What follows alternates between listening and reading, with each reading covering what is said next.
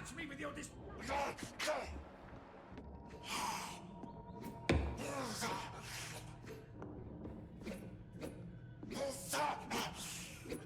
Help! Some damn strangers are attacking me!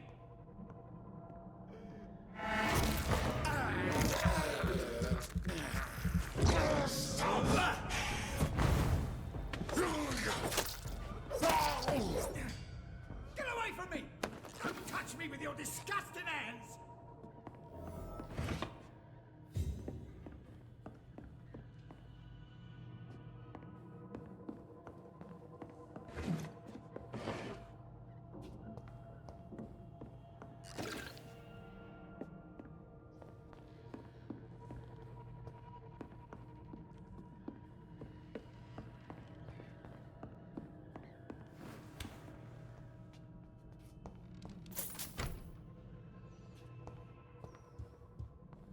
This is Braille. I need someone who can read this.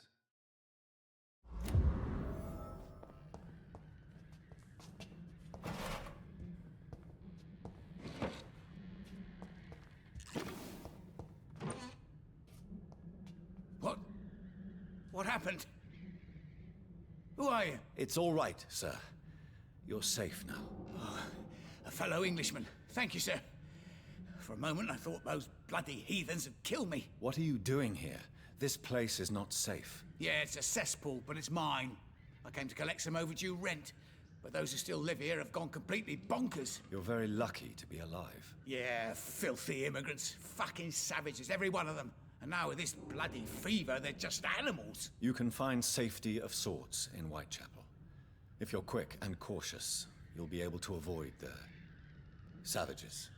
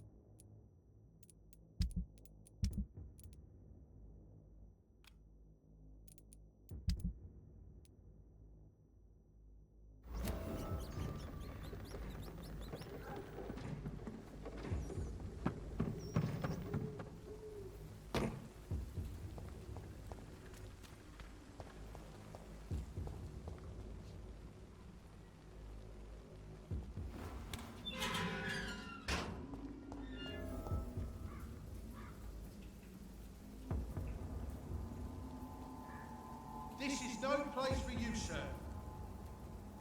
Hammer it, boys!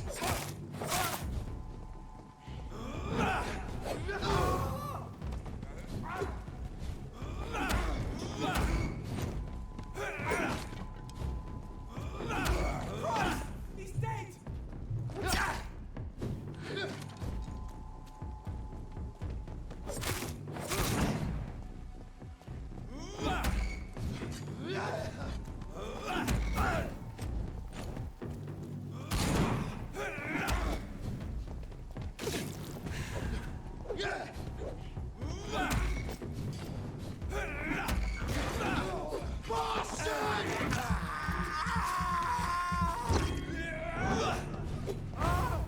Fuck, he's dead!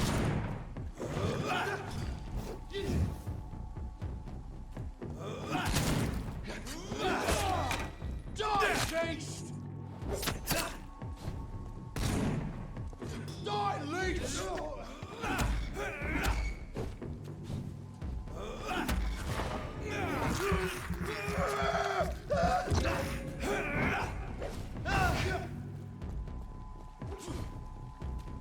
Let's pin it down!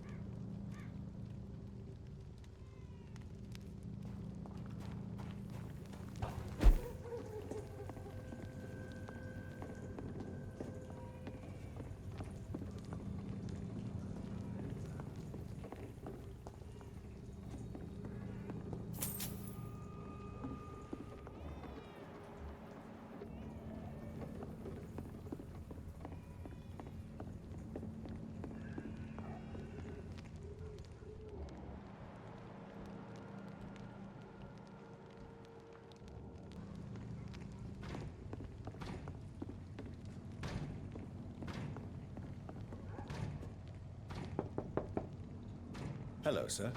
Sorry to disturb you at this hour. I'm a doctor inquiring about the epidemic. May I come in? A doctor, you say? No, thank you.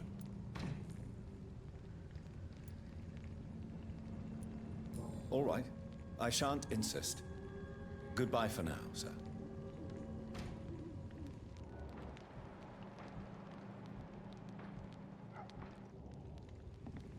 I've heard so many bad things recently. Good evening, sir. It's me again. Leave me alone, I say, whoever you are. All right. I shan't insist. Goodbye for now, sir.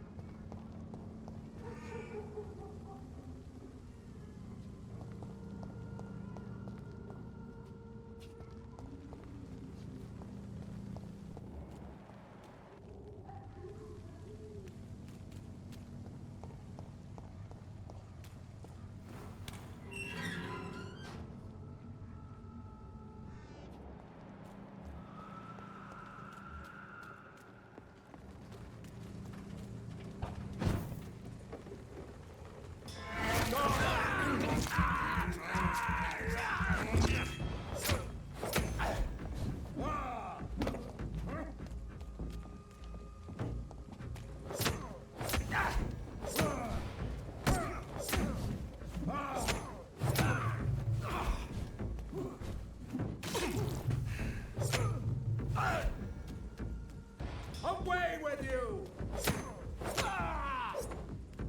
This man stunned me with his faith. His crucifix. This is not good news.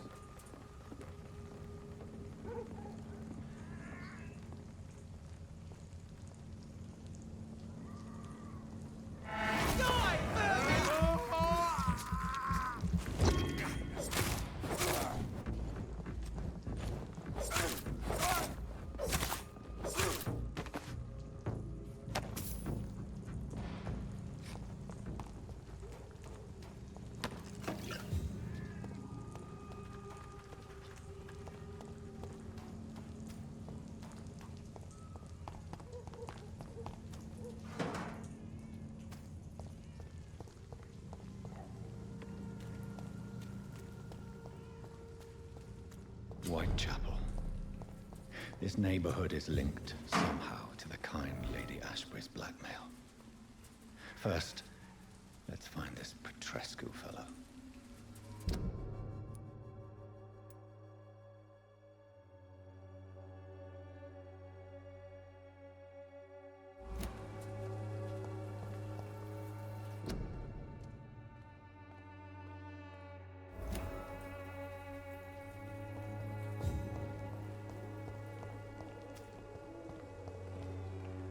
Good evening, miss. I'm Dr. Reed. I'd like to ask you a few questions. I know what you're thinking. A tall stranger who meets a girl in the street at night. It reeks of the penny dreadfuls. But I mean you no harm, truly.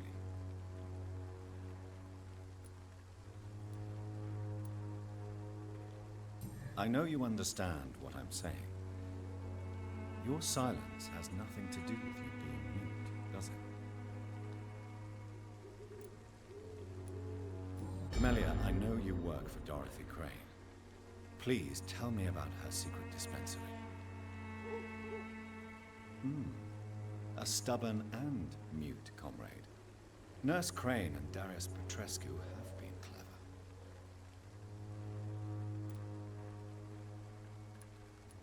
Very well. Goodbye, then.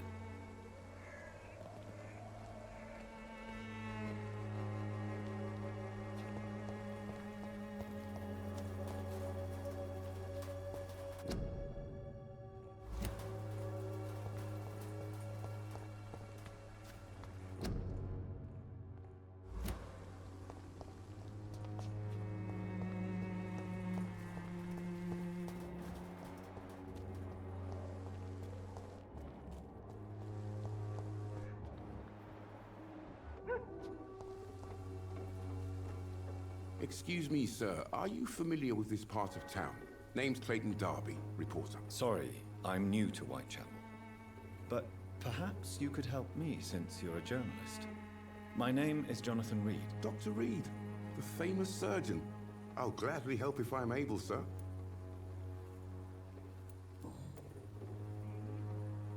Why are the newspapers keeping silent about the Spanish influenza? It's as though none of you care. There's a war going on. People shouldn't be demoralized by news of deadly diseases.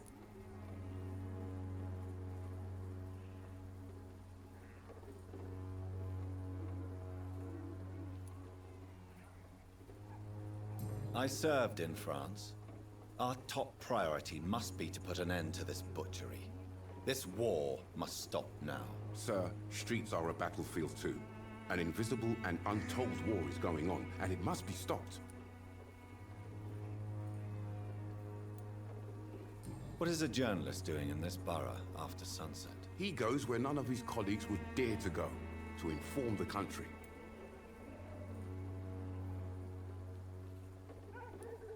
So you risk your life to reveal the truth.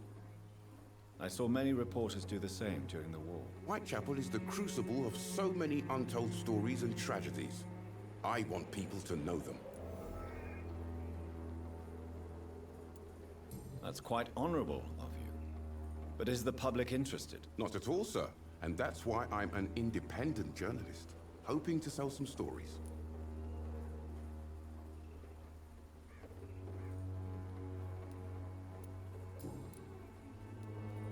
Have you any idea of the danger you face in these streets at night? I've had to run and hide more than once from frenzied mobs incensed by the fever. Do you think the flu is really responsible for this, Doctor?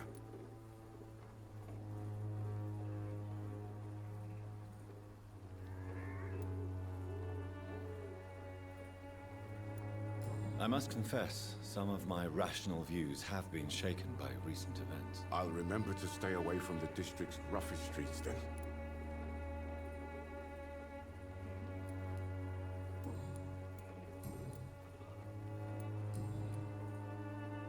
Goodbye, Mr. Darby. Farewell.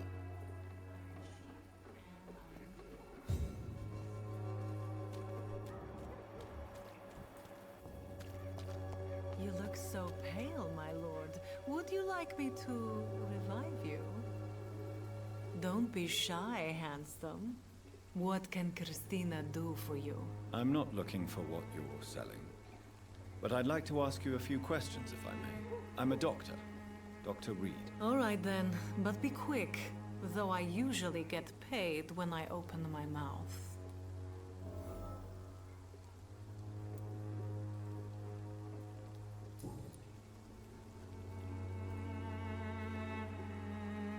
Christina, have you been examined?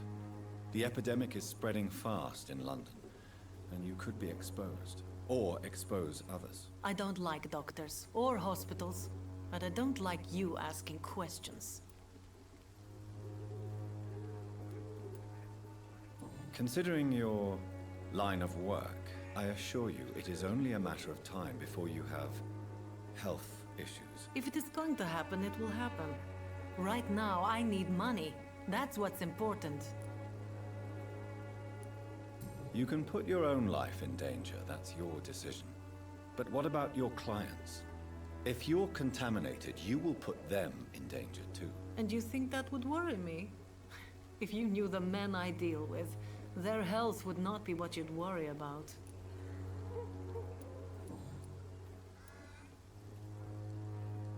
Clayton Darby claims he will expose the crisis in Whitechapel to all of London.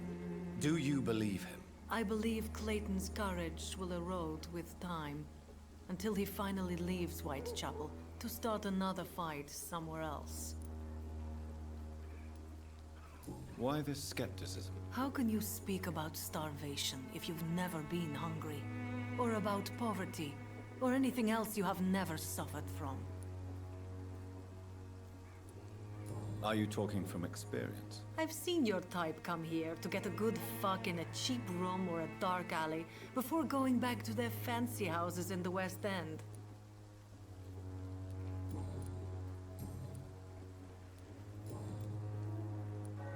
Tell me about yourself. Are you joking with me? People don't usually come to see me for conversation. I have no interest in your work.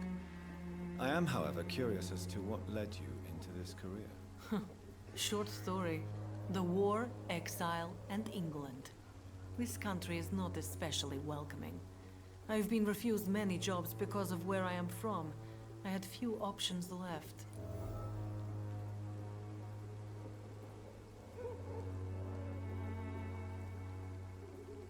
I always thought I was the master of my own fate. But now I know we don't always have control over our lives. I don't judge you. You know, this money is not only for me. I have good reasons to need this money quickly. But it is not your concern, Doctor.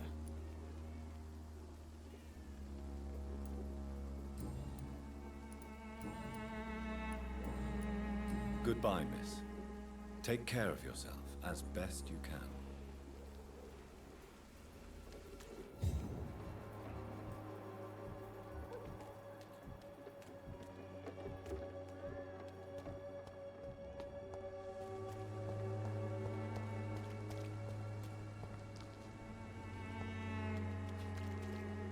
Forgive my interruption. Do not apologize, my son. Father Tobias Whitaker is always happy to teach mortals about the incoming Armageddon. I am Dr. Jonathan Reed, and I just have a few questions. A scientist? You are much more lost than I thought, my son.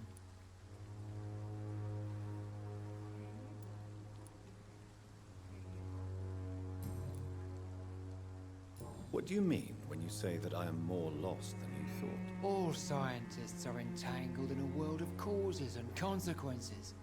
And most of them can't see the plain truth. Quite a judgmental opinion, if you ask me. But what do I know? Blinded by science as I am. But you are seeking answers, aren't you? Answers about the Armageddon about to strike the city. Answers about the hidden truth.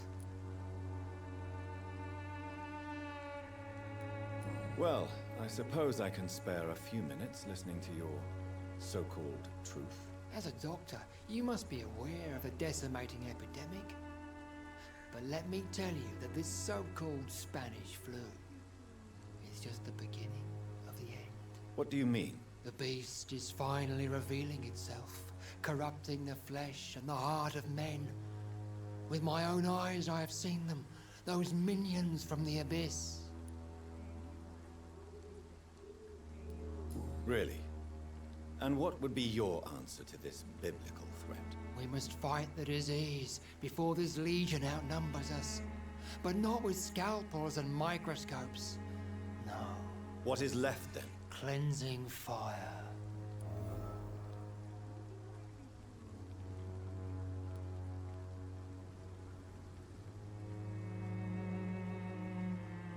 What do you mean when you say that I am more Also, quite a... but you are sick. I am. But the answers I seek are based on facts, not superstition.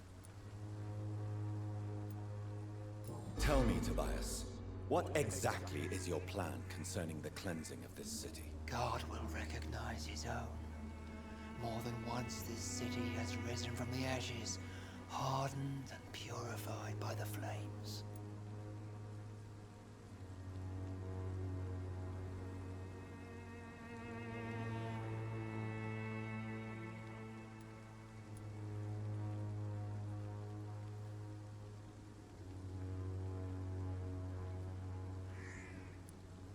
Purification by fire has proved useful, but where do you stop? Burn the clothes? The buildings? The corpses? Worse? Your lack of faith is predictable. But my task is to convince rational minds like yours to see the light. This is God's will. You're mad and dangerous. You're nothing but a soulless butcher. A small-time Torquemada. The Savonarola of Whitechapel. My son, if you think salvation is a free gift, go listen to the lies of that pompous fool, Joseph. Joseph, a fool? Vicar Larrabee of St. Mary's Church. While he continues preaching his fraudulent redemption, more and more people die in the streets.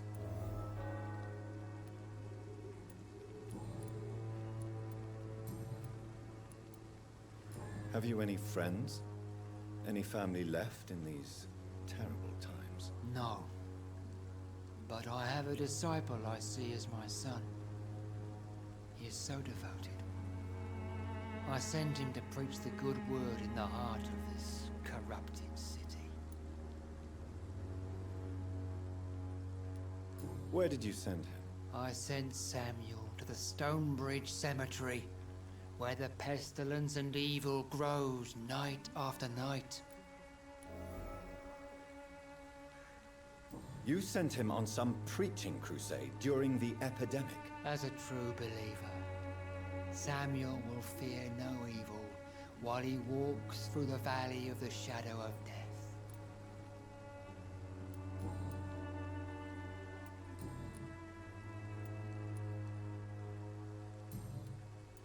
What? All's Quite a... for you. Well, As a... what do you mean? I have heard enough. Goodbye.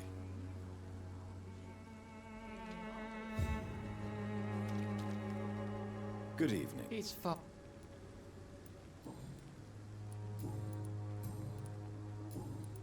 Do you know Nurse Dorothy Crane from the Pembroke Hospital? I'd like to know more about her. I don't like the liberal ideas of nurses, but I especially abhor that Nurse Crane you mentioned. So, you're not exactly a fan of Florence Nightingale's work. But nurses are essential for modern healthcare. Nuns should be the only women allowed to take care of male patients. It's obvious only they have the necessary moral fiber. Why do you hate Nurse Crane more than other nurses? Before coming to London, she was a member of the communist resistance in her country. That's what happens when you let a woman get involved in politics. I have heard enough for tonight. Goodbye.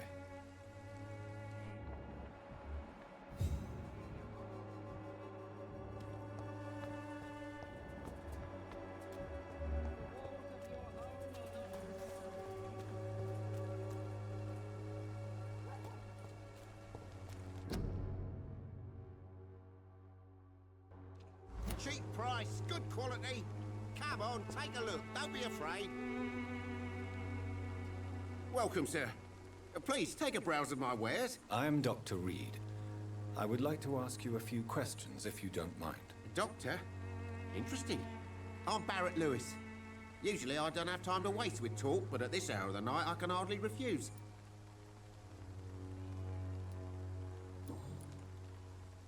How is business around here? Business? I have no business.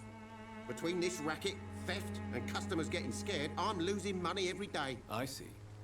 Sounds like you blame someone in particular for your situation. It's no secret Joe Peterson spends his time harassing merchants. But with me, he's trying to put me out of business once and for all. As a merchant, you see Whitechapel every day. Have you noticed anything out of the ordinary recently? What you mean besides the epidemic, the war, and all the usual crap? As long as I can remember, this part of town has been a bottomless pit, and no sign of the bottom yet. Violence is increasing in the borough. Yeah. A few nights ago, some blokes jumped me. Came out of one of the condemned workshops. Fever, madness, something like that. Where did this happen? Why did you go there? In the closed workshops nearby. I worked there as an apprentice in better days. Now I only go to find trinkets or tools. Too bad I was mugged, though. There was good money in that little box of loot I lost. Have you been hurt? No, but that's only because I ran like hell. Those men were raving lunatics, I tell you. Not even able to speak anymore, just screaming.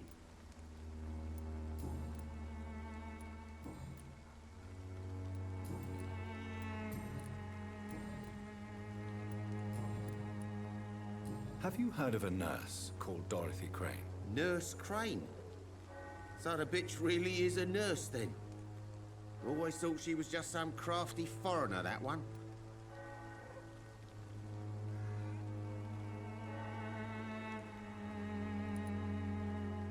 Yes. Those bloody immigrants should know their place, eh? How dare they do a better job than the lazy natives of this land? Dorothy Crane ain't even a real name. Something like Dorothea Craniu. Something like that. Came to England fleeing the war, I was told. That doesn't explain why she irritates you so much. Your precious Nurse Crane gives away medical supplies and prescriptions for free. I offered to sell it for a fair cut, but no. Miss Crane wanted to play the quiet saint.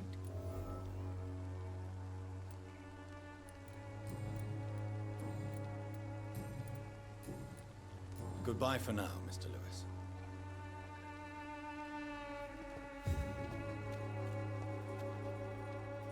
Excuse me, sir. I have a few questions for you. Another journalist? I didn't answer the first one, so piss off! I'm not a journalist, I'm a doctor. A doctor, you say? It's quite a rare breed in this part of town. Really? But still, here I am. Dr. Jonathan Reed, at your service. I'm Joe Peterson to some, but Colossus Joe to most. And I don't remember asking for your service, sir.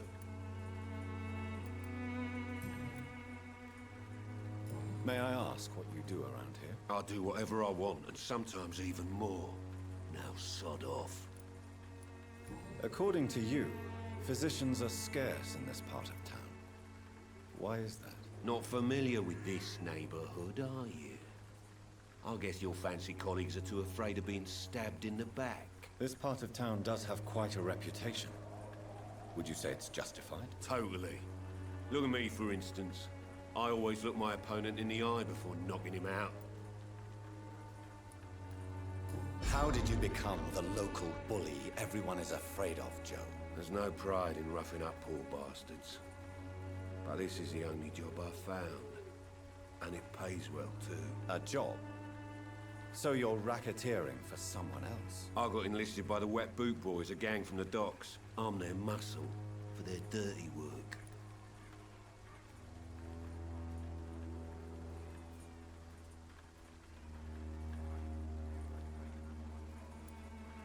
Most people don't become thugs when unemployed. This is a choice you made. I don't care what you think, sir. I do what I have to do for my own reasons, and that's that. I'm not sure Mr. Lewis would agree with your by all means necessary philosophy, sir. Oh, do you really think he's the poor victim here? Barrett can be as sneaky as anyone. Long ago, I even called the bastard my best friend.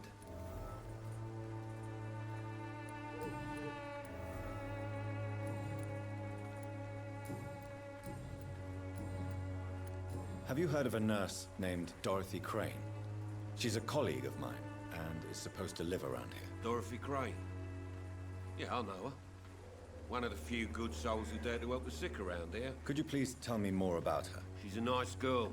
Tries to help the migrants. I offered to give her a hand, but she said my reputation would attract too much attention. Goodbye, Mr. Peterson.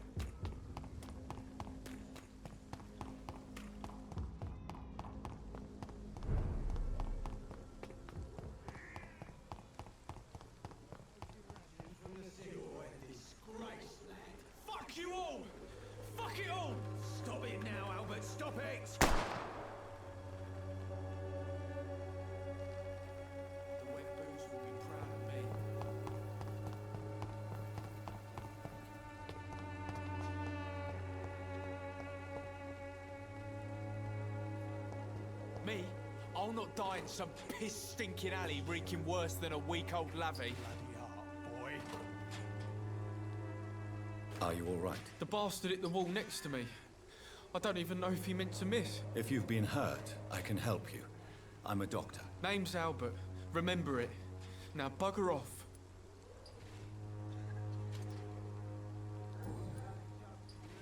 What happened? Did you really steal that man's medication? Hey, I didn't do anything. It ain't me.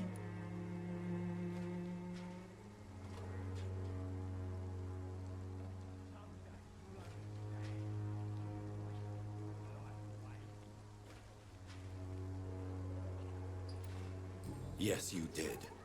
And it was cowardly and inexcusable. Sod off, mister.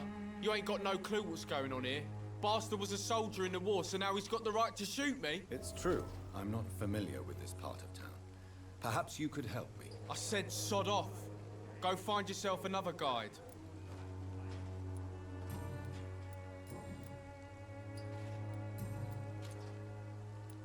Do you know Nurse Dorothy Crane from the Pembroke Hospital? If you know anything about her, I'd appreciate it. Never heard of her. If she's pretty, I'll keep an eye out.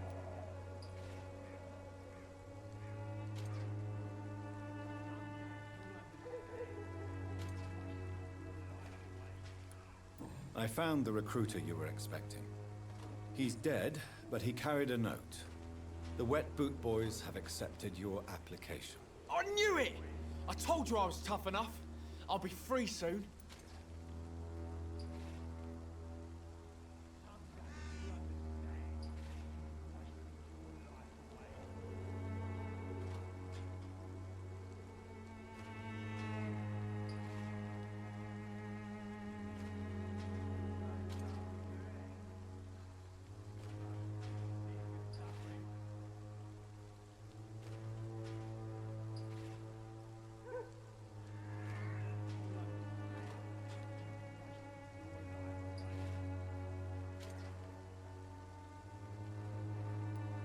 You're being manipulated by these criminals. What's worse is that you're clever enough to know better. You're all fancy words, none of which concern me. Go worry about someone else. I'm fine and I've a future here.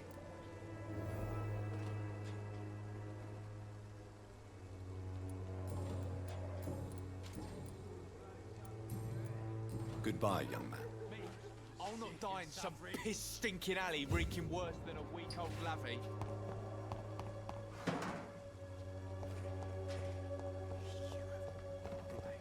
Bloody hell, boy. What? Shooting a boy in the middle of the street. Not the best thing to do, wouldn't you say? What? You saw what happened? Who are you? I'm Dr. Reed, and I'd like to ask you a few questions, if you promise me to set your gun aside. No. Look, I'm not a violent man. I'm Benjamin Palmer, doctor. And no one can help me. Not even you.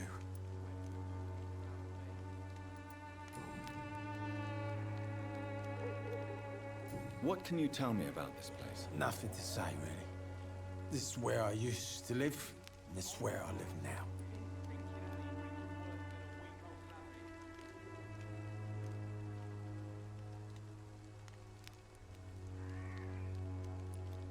You don't have anywhere to go? No family that would welcome you? Not since the death of my wife, Albert's mother. She was sick, you see. Long before the flu and all this shit. You mean you used to have a better life? Yeah, I had a wife, a home, and a job. I even used to have a name. Now I'm just Ben. Ben the Tramp. Perhaps you could focus for a moment and tell me your troubles. I'm sick, broke, and my son just stole my pills. Everything's coming up roses.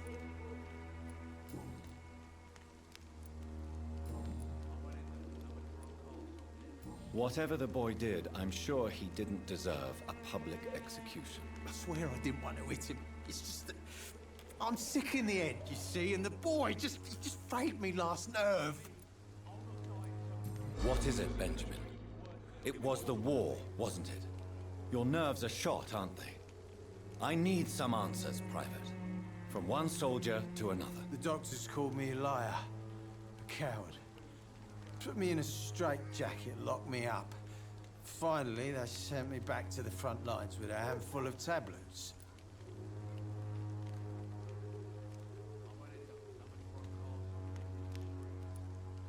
It's a pity that doctors still practice such barbaric methods.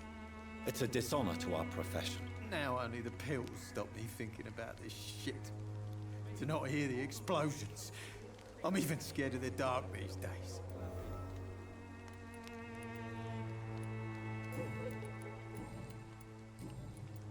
Do you know Nurse Dorothy Crane from the Pembroke Hospital?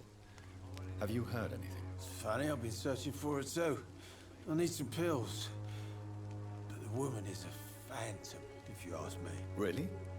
And why is that? Word is she ain't real. She's a cover for some doctor who runs an illegal dispensary for migrants. A gun, alcohol, and a bad temper make a terrible cocktail, sir. Goodbye for now. I'll not die in some piss-stinking alley reeking worse than a week-old lavvy. How are you, boy? I'm not your boy, all right? Now piss off.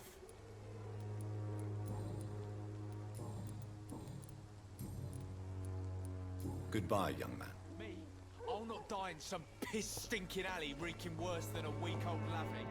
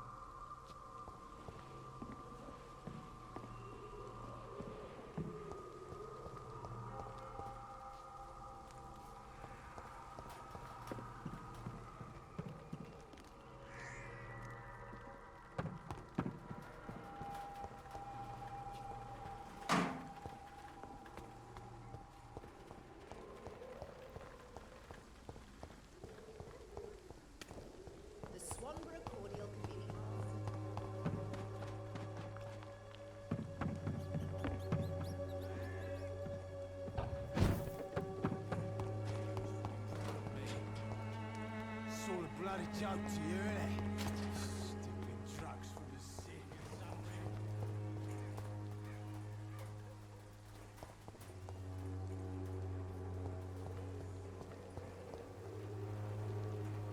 Good evening, miss. Good evening, sir. Are you interested in a miraculous cure for this unknown and deadly epidemic? Actually, I am. Then you have come to the right place. The famous Swanborough cordial is all you need to help keep you in perfect health. Oh, really? Why didn't I hear about it during my studies? I'm Jonathan Reed, by the way. Dr. Jonathan Reed. Ah, my brother has spoken of your research, sir. I'm Loretta Swanborough, and it's always a pleasure to meet a fellow healer.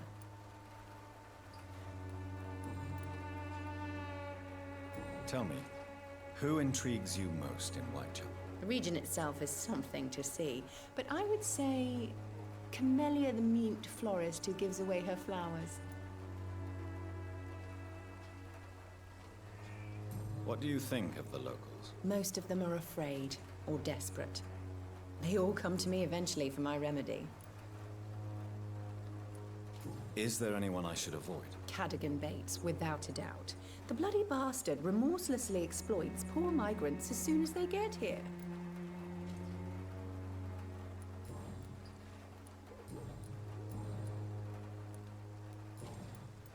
I'd like to see what kind of medicine you're selling.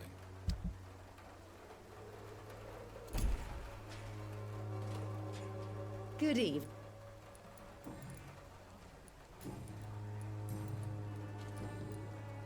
Do you know Nurse Dorothy Crane from the Pembroke Hospital?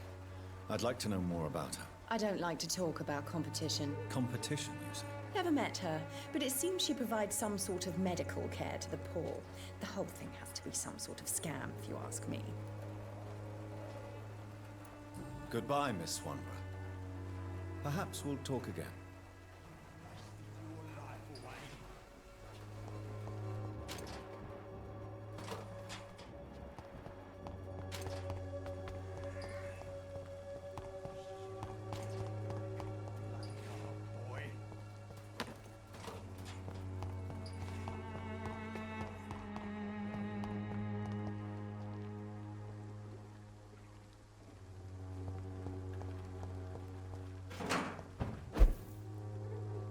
The wet boots will be proud of me.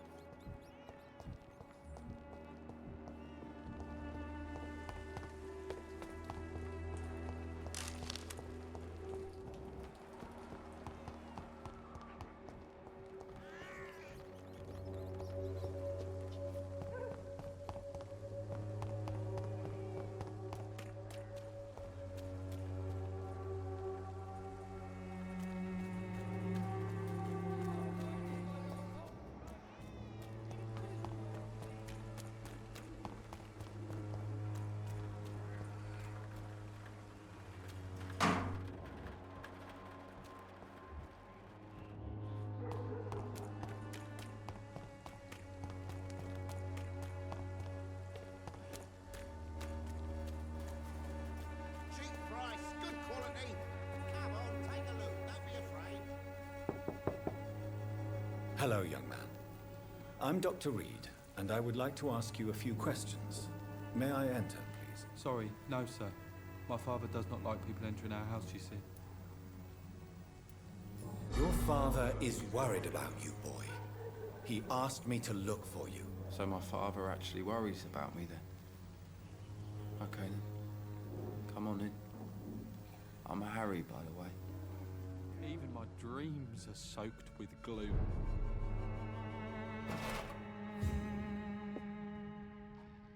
So, may I ask you a few questions? I'm not bothered.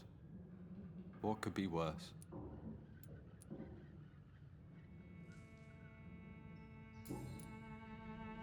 How do you feel? I'm fine.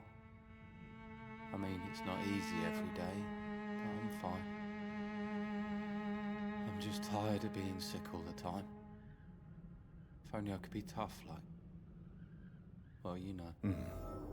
Speaking of which, what can you tell me about your father? My father is an idiot who makes idiot things. That's all I have to say. Forgive my bluntness, young man, but you don't seem happy living in Whitechapel. Why should I? I never wanted to come here in the first place. It was my father's decision. And look around you. Does this look like a nice place to live?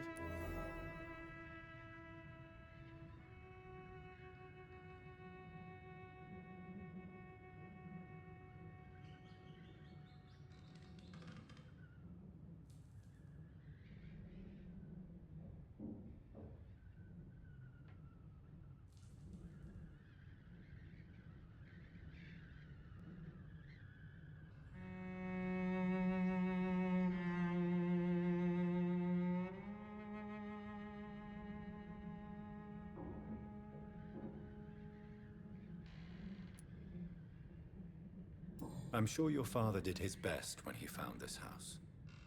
Times are tough for everyone, young man. That's exactly what my father says. Harry, You should be grateful for what you've got. But I wasn't even consulted when we moved here.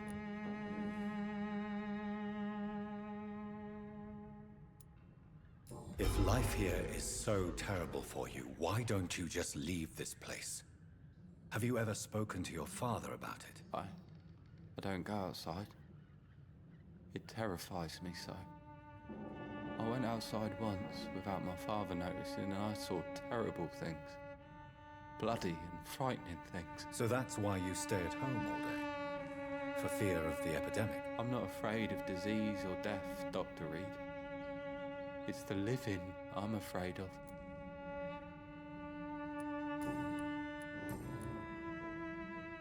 Your father and Mr. Lewis used to be good friends. What happened, Harry? I was young then. I don't remember Mr. Lewis ever coming back again after my mother died. Or was it after my father started bullying him? I don't know.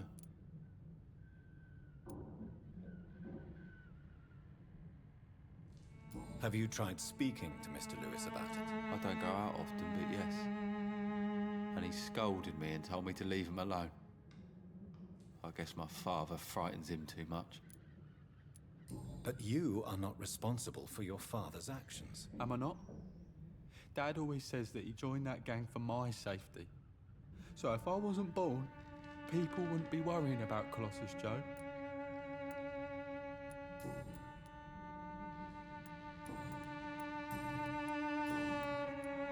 Do you know Nurse Dorothy Crane from the Pembroke Hospital? I'd like to know more about her. Yes, I know her. She came here to examine me when I was very sick. She said I should go out more. Goodbye, young man. Take care of yourself. Is there only pain and suffering in this world?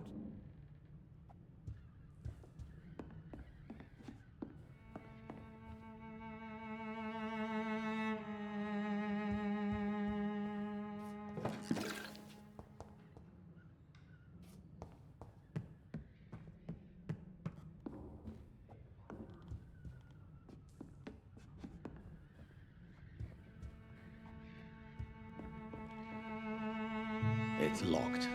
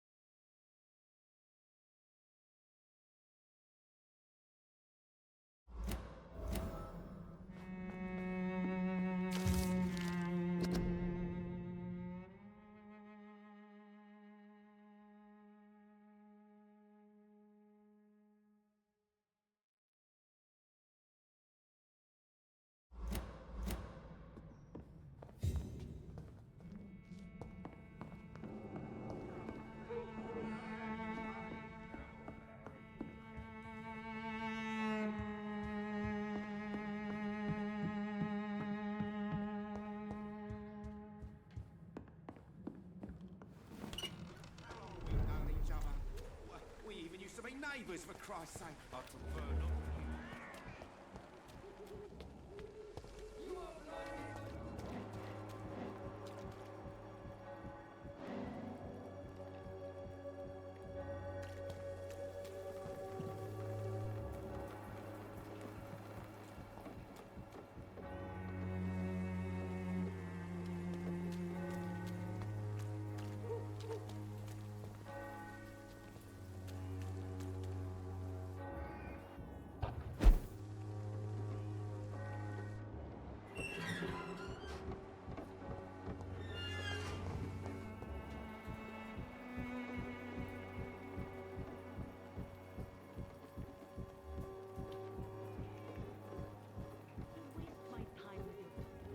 You still want more from Christina?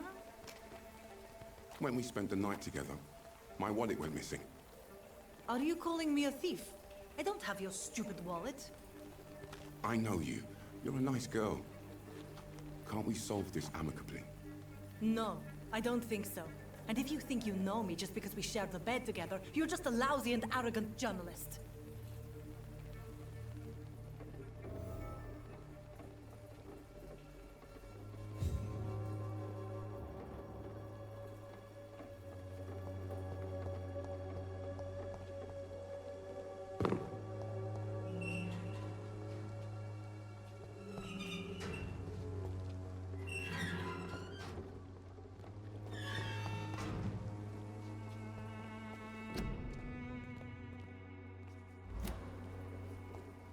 Most of them don't speak English.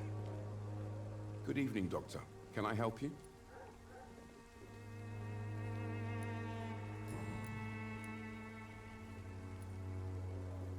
Christina Popper claims she sells her body because she can't find any other work.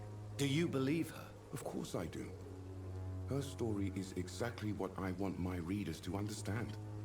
We live in an intolerant and divided nation. Do you think things will ever change, Mr. Darby? I believe the situation can only improve.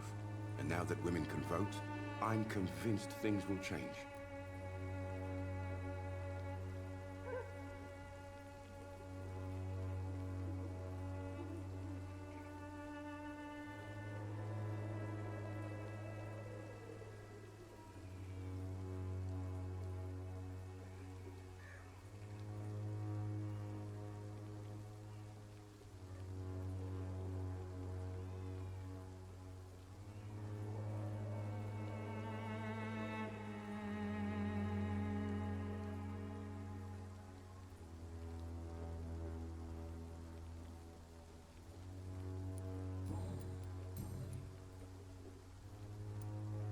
Tell me, Clayton, do you really think this young woman stole your wallet? Christina?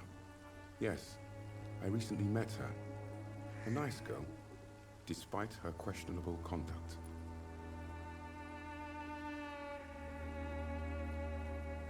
How exactly did you meet Christina? During my investigation, I offered my hotel room to her to rest and get away from the street. And what happened? The next morning, my wallet and my watch had disappeared. I suppose that's what you get for being a good Samaritan. If you are going to sleep with a lady of the night, Clayton, I would advise you to be cautious. I can't really be mad at her, though. She's just trying to survive. She doesn't have many options.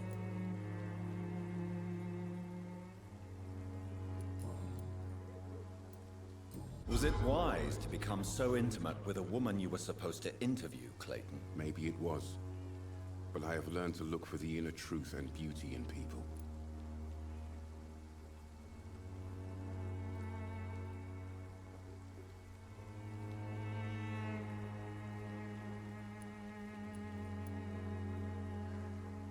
I apologize. I didn't mean to be rude. What can you tell me about this woman? She's very sensitive. So nostalgic about her country. I saw her cry once because she'd lost a precious souvenir from her homeland. What was it? A scarf her brother gave her before she came to England. Why are you so concerned? You seem to have something on your mind, Mr. Darby. That we could make peace if I could find it and give it back to her. But I'm afraid she lost the scarf somewhere during her night shift.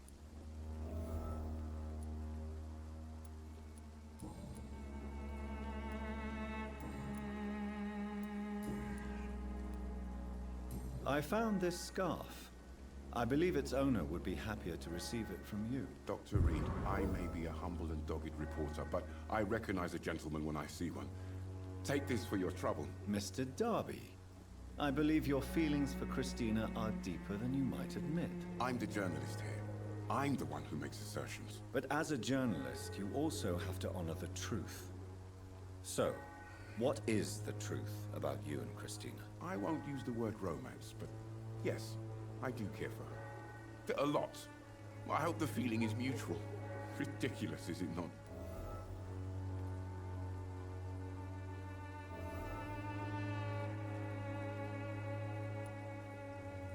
I believe love has neither boundaries nor rules, Mr. Darby, even if society says the opposite. I hope more people will listen to your advice, Doctor. Starting with Christina. Goodbye, Mr. Darby. Farewell.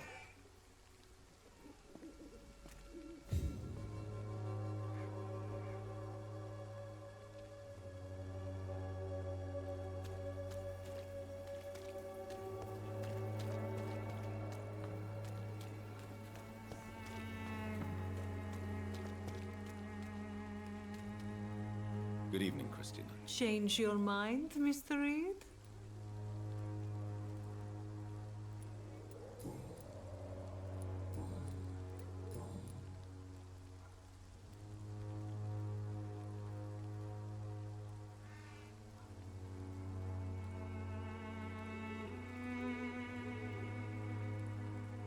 Did you steal Clayton Darby's wallet? Tell me the truth, Christina. Of course I stole it. But I never thought he would come back to look for it. Why did you do it? He seems to trust you. For a time I thought he was different from other men. In the end, he just wanted to sleep with me. Same as the others.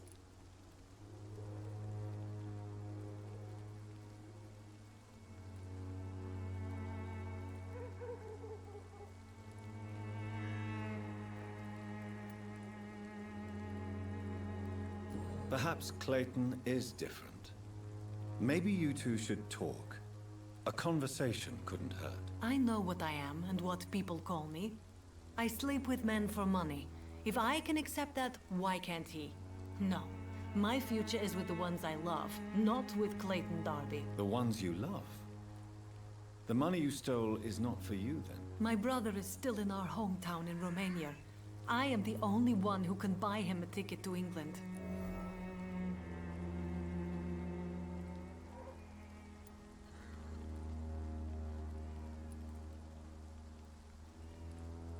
Tell me, Christina, is it worth risking your health and your life for your brother's safety? He's the only family I have left. I had to leave Romania without him. I can't be happy until he is near me again.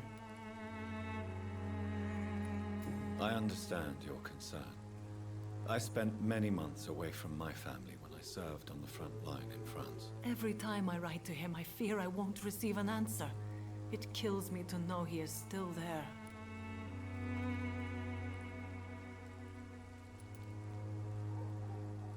England is perhaps not the best place in the world to live at the present time. Are you certain it's worth the sacrifice? You think you know it all because you fought in the war. But my brother is no soldier. I know. We all understand the risks to soldiers, but we don't necessarily recognize the civilian casualties caused by these conflicts. Yes. Wars are decided by rich men who will never take the risk of being shot, raped, or maimed. Does your brother know what you do to earn the money to bring him here? Don't be simple, of course not. And he must never know. Everything will be different once he is here with me. You are a tough woman, Miss Popper. I admire that. Each time I was going to give up, I would look at that scarf my brother gave me. It gave me enough strength for another day. And then, I lost it. Clayton's feelings towards you are romantic and serious. Is this feeling mutual, Christina? That is the least of my concerns, Dr. Reed. Perhaps Clayton has time to think about these things, but I don't. If you had time to question your heart, what would it say? That men are pigs. But it doesn't bother me as long as they pay.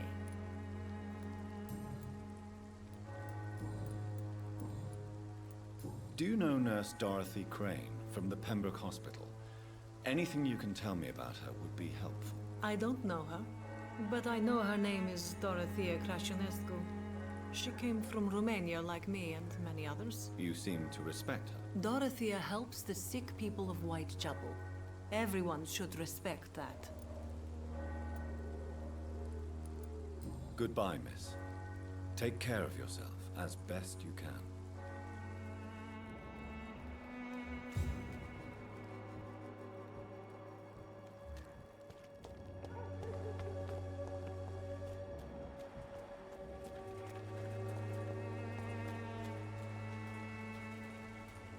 You again?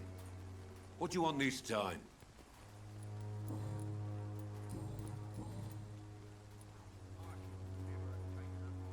Harry doesn't seem happy living in Whitechapel.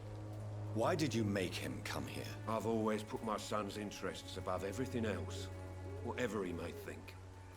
Our house is small but affordable.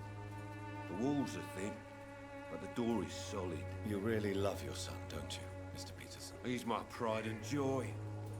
Even if he hates me for the choices I make and pushes me buttons more than he should.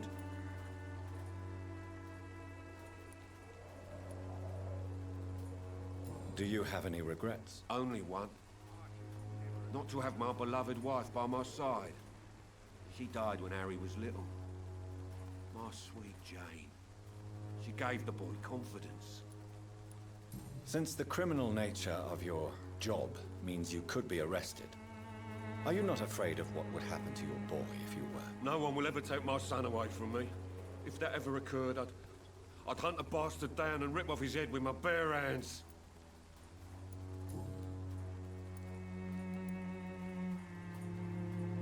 Why do you keep on working for the gang, Joe? You know it doesn't suit you. It's true, I hate this job. And I know I made some bad choices, but I'm a wet boot boy now, and people won't forget it. You could leave tomorrow. Start another life in another town. That's easy for you to say, Doctor. We are poor. My son's weak, and there's no way he'll endure another disappointment.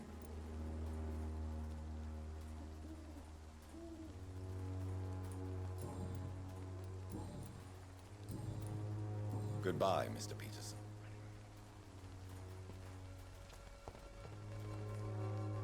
Fancy buying something, sir? You never lose your focus, do you?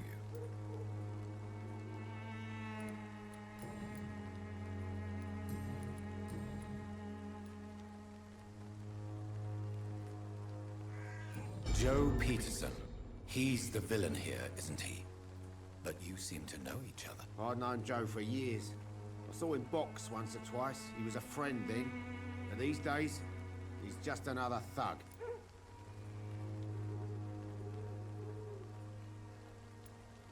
What can you tell me about Mr. Peterson? Besides his behavior toward you, obviously. Colossus Joe was a decent boxer, good one even. But after his wife passed away, he found every excuse to stop training. Just wanted to pick fights with everyone.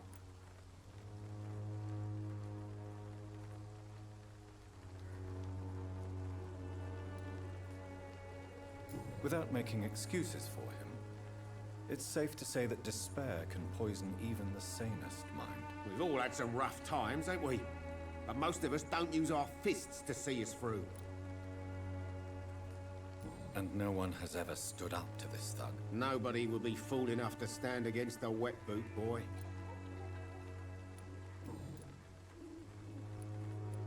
What do you know of Harry Peterson? The boy seems so fragile. Not like his father at all. Harry's a good boy, but he spends most of his time complaining. He's had it tough, all right, but he needs to grow a pair. What troubles him exactly? Well, despite being his father's son, almost everything, I think.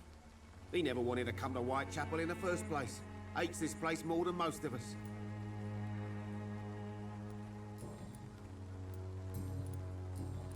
Goodbye for now, Mr. Lewis.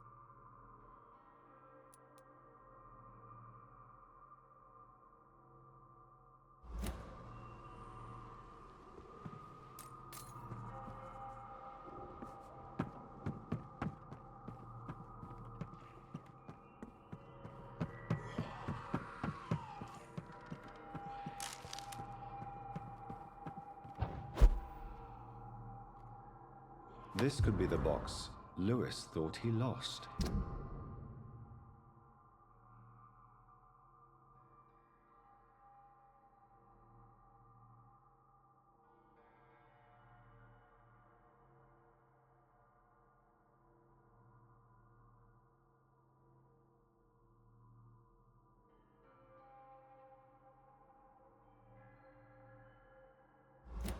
A love letter from Joe Peterson's wife, addressed to Barrett Lewis. Who should I give it to, I wonder?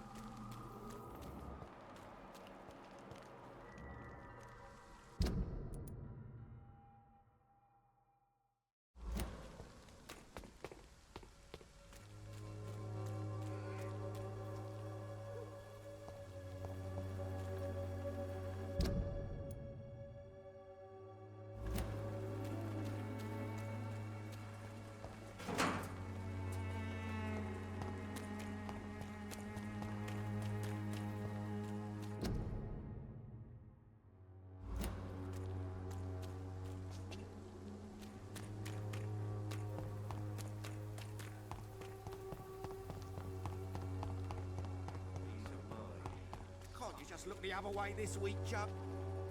You again? What do you want this time?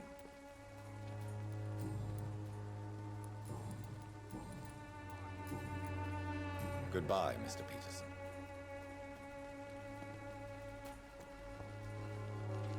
Fancy bye. You never...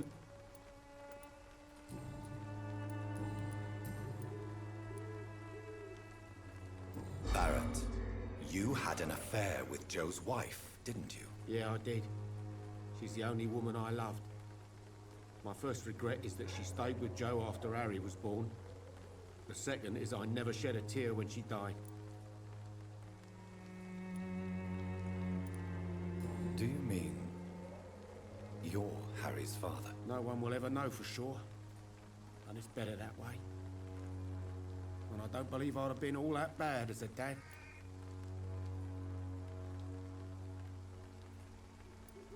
Did you ever try talking to Joe? Never. But I suspected he knew everything, even without knowing it. And he decided to make me pay in his own way.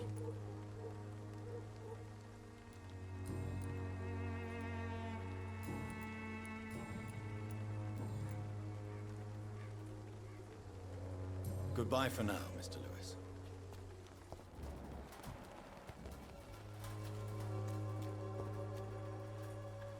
You again?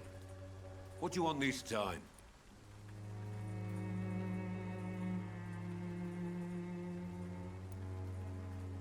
Goodbye, Mr. Peterson.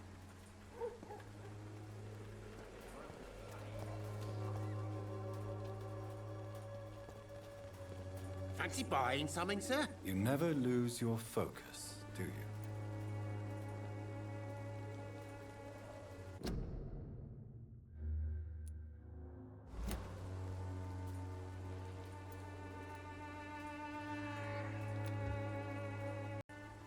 I found this box in an abandoned building nearby. I believe it belongs to you. Let's have a look. Yeah, this is mine. So, you faced those loons that roam around there. Extraordinary. I suppose I was lucky. Luck is a commodity round here. Yours should be properly rewarded. About this package, it's not just tools and trinkets, is it? I want to be rude or anything after your kind gesture, but it's none of your business.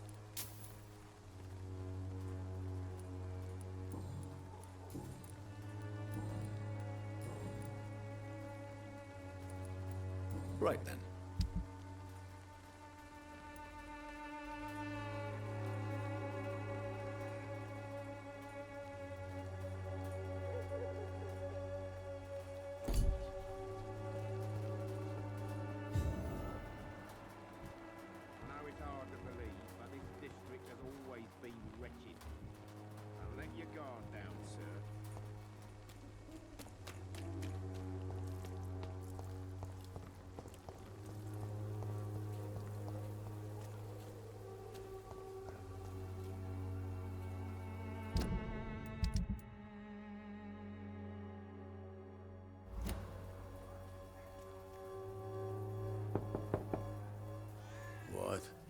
What do you want?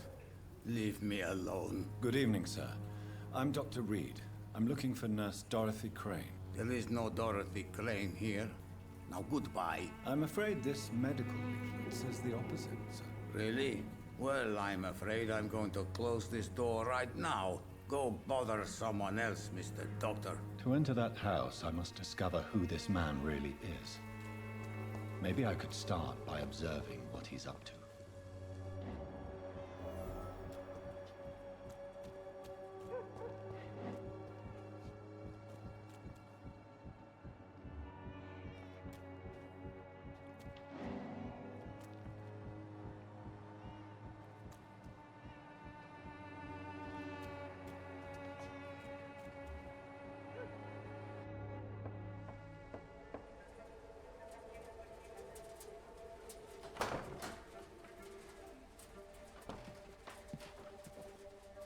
A strange man was at the door with a pass for our medical facility. I refused him entry. Darius, how could you know he didn't need our help? His clothes were too finely tailored to be for Whitechapel. Perhaps just a friend of that stray poet who is always about. Richard Nithercott? No, not of the same cloth, this man. I suspect some machination from that journalist. Clayton Darby. Is he still asking questions? Yes. I saw him drifting around St. Mary's Church. I swear he is tracking me just downwind.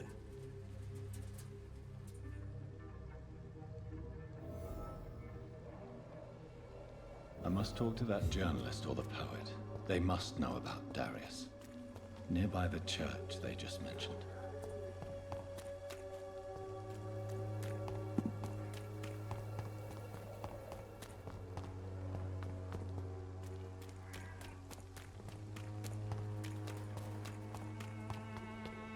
The walls of your home will not protect you, for there is no protection against malevolence and trickery. You are blinded by your false faith, imprisoned by your daily routine, unable to see the true horror around Good evening, you. Doctor. Can I help you?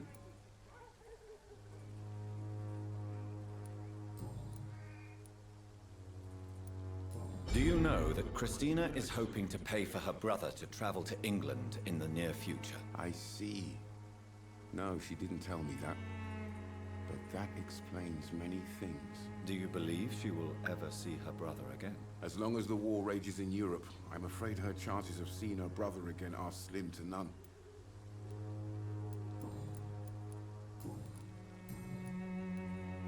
I heard you're investigating an underground medical dispensary in Whitechapel.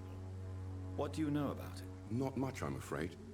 They are wary of strangers, and I'm not really an acquaintance of theirs. Why do you care?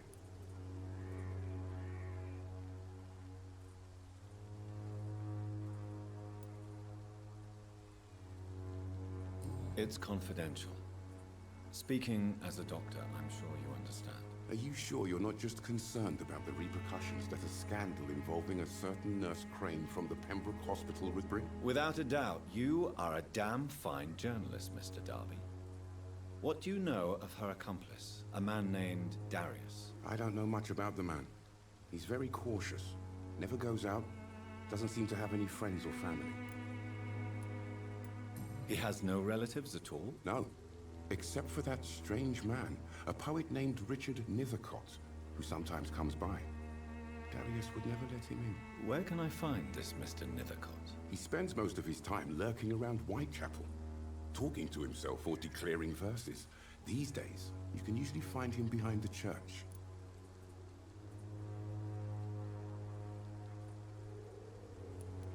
He never goes out? No. A few days ago, he unexpectedly did. I followed him, but it was just a ruse to keep me away from his house. Really? How do you know? He went to the nearest mailbox, but just before posting his letter, he ripped it up and threw it away.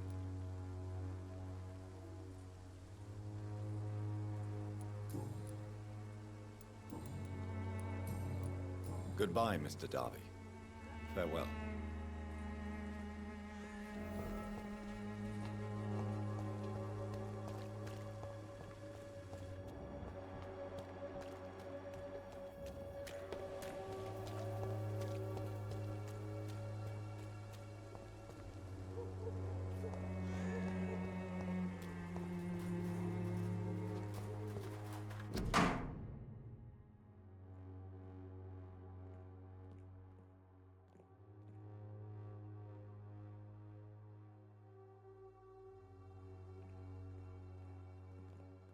The content of Darius' letter to his children could give me more leverage to enter.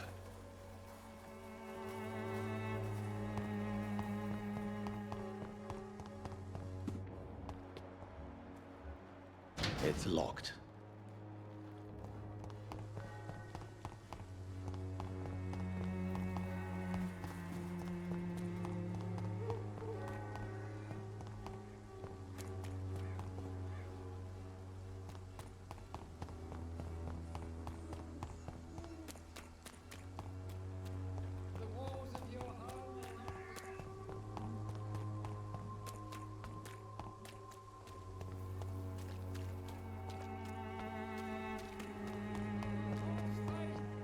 Imprisoned by your daily routine, unable to see the truth.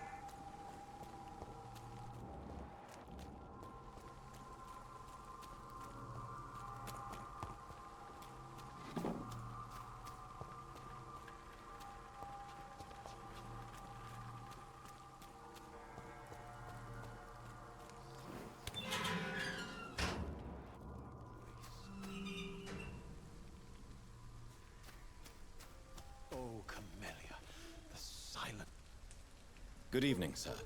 I'm Dr. Reed. I would like to ask you a few questions. Please be my guest. Although I may not be the best informant regarding this part of town, my words speak about that which the eyes cannot see. Really? Are you an artist of some kind? I'm a poet, sir. Richard Nethercott, at your service.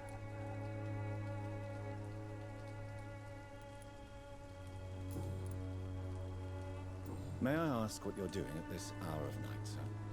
Do you live here? Not at all. I'm just enjoying the pleasure of a quiet walk. Though night talks are always preferable, if you ask me. Especially with strangers.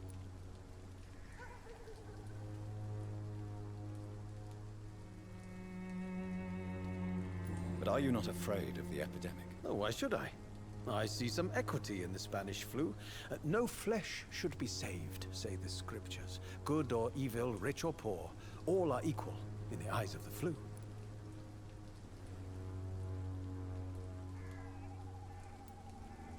If you say so. But as a physician in a time of epidemic, I must caution you to avoid unnecessary exposure, sir. Thank you, Doctor.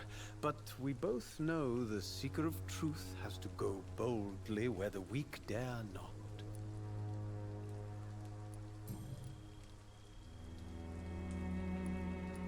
What are your thoughts on the terrible situation in this city? Terrible, you say? No.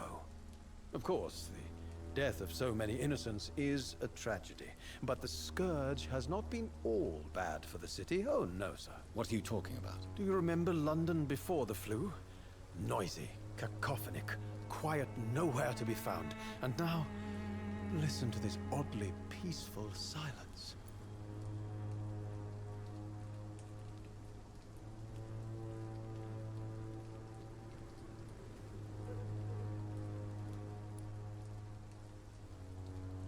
Yes. The enjoyable silence of the grave. You have a unique perspective on the situation, I must admit. Most people fail to understand my perspective. I don't blame them. But how could I call myself a poet if I veiled my feelings?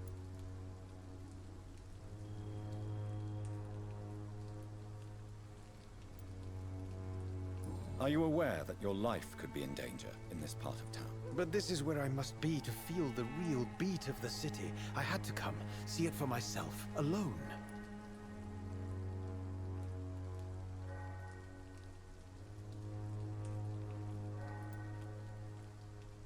I understand your need for solitude, but it's not safe around here. I don't care. I don't have many friends, Doctor, and my family despises me.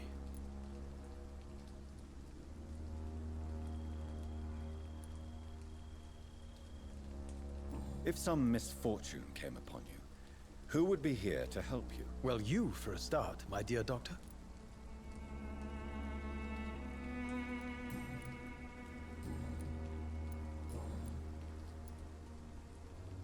Tell me, Mr. Nethercott, why seek inspiration in Whitechapel? The place is not beautiful per se, but how to explain it? Stirring and challenging. Do you not think it a little morbid? On the contrary, sir. Whitechapel is full of life, full of beauty. Just like my dear muse, the wonderful Camellia. What can you tell me about Camellia? Not much. And that's the beauty of it. She can't speak, you know. She's a locked mystery who exhales kindness and sweetness.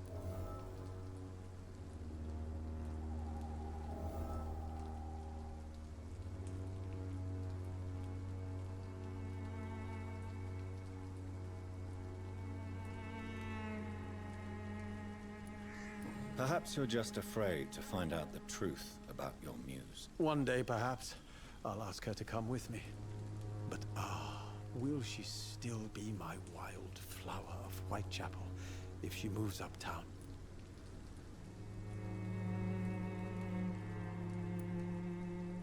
And have you ever tried to learn more about her? Where she lives? How she survives? Whom she may know? Maybe I prefer she remains an enigma. Reality can be so dull, don't you think?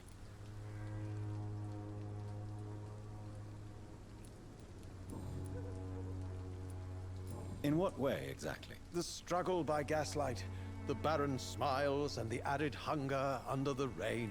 If you say so. Such vibrant antagonism and vivid paradox. The stripped humanity raged across each street. Vivid, of course, yes. And what about the poignant distress? Oh yes, the poignant distress. You see what I mean, don't you? That's what I want to write about, and that's what Whitechapel is made of.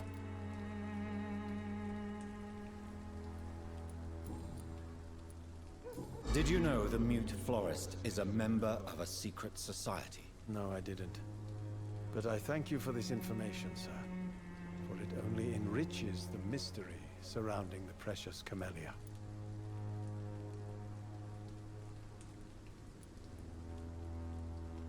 Are you not curious? Is there not more you wish to know? That girl has not an ounce of malice in her. Whatever she may be hiding, it's certain to be for the benefit of most, if not all.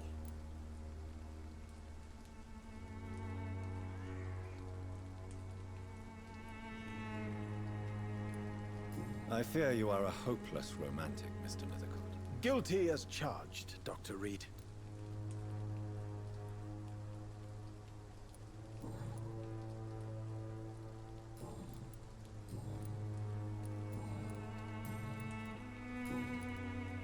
May I ask you a few questions about the district? Extraordinary part of town, is it not? I'll be glad to help you, if I can. I'm looking for Dorothy Crane, a nurse who lives in this vicinity. Dorothy Crane. Oh, I love the name. The Crane of Whitechapel. Sounds very mysterious. But, sorry, no, never heard of her.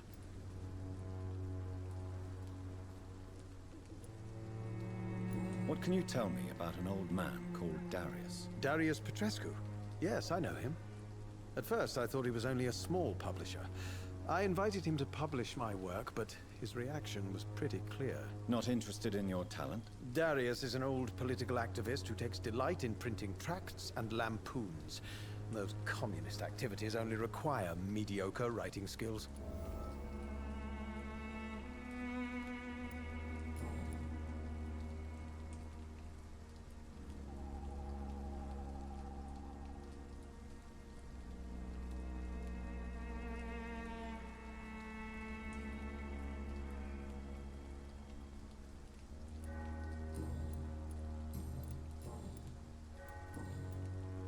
I'll leave you alone, sir. Darius is a bit less of a mystery now. It should not be that difficult to incite him to let me in.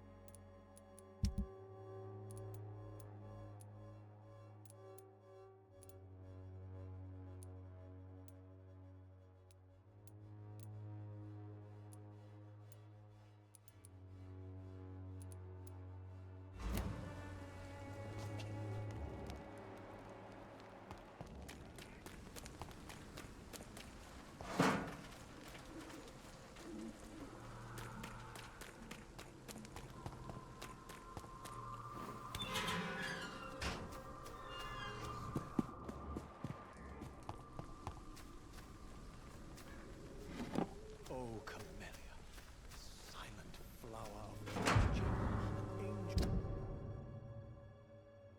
made for...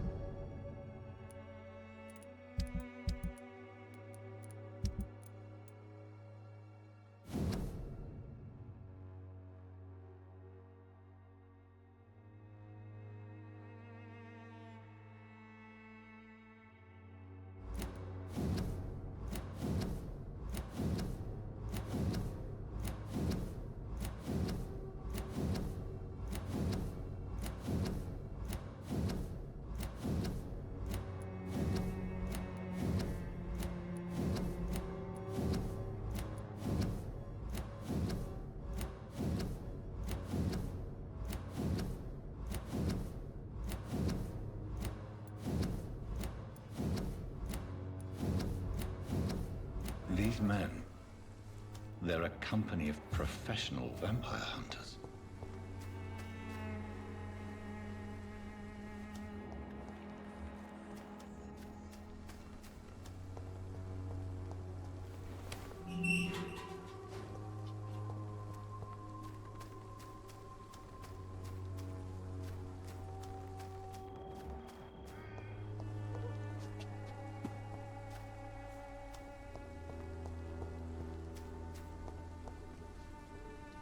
Good evening, Mr. Nithercott. And good evening to you too, my good sir.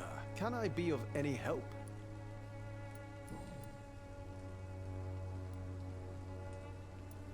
You don't really make a living from your scribblings, do you, Richard? No, sir, I don't. I work so hard. I put all my time, my energy, my devotion into the precise carving of words.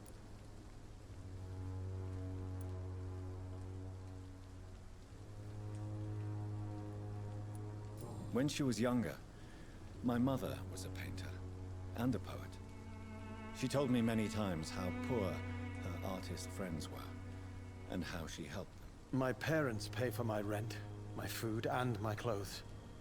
All I have to give them in return is lies they do not believe. You seem embarrassed. Someday I hope to proudly offer my first publication to my parents.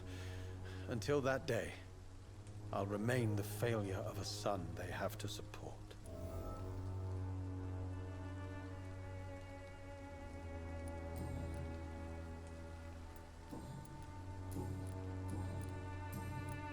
I'll leave you alone, sir.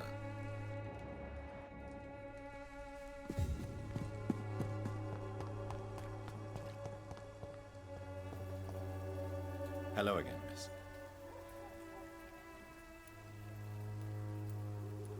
I know you understand what...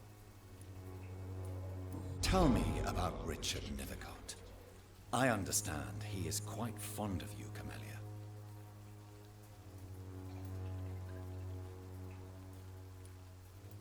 Very well. Goodbye, then.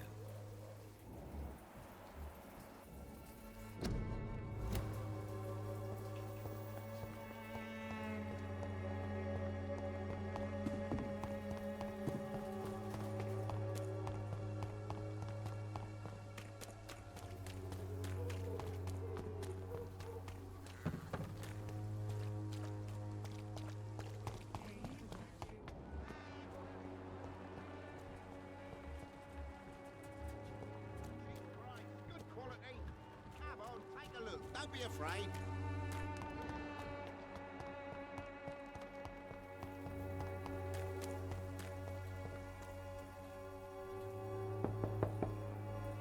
Mr. Petrescu, just 1 minute, please. You again? Go away.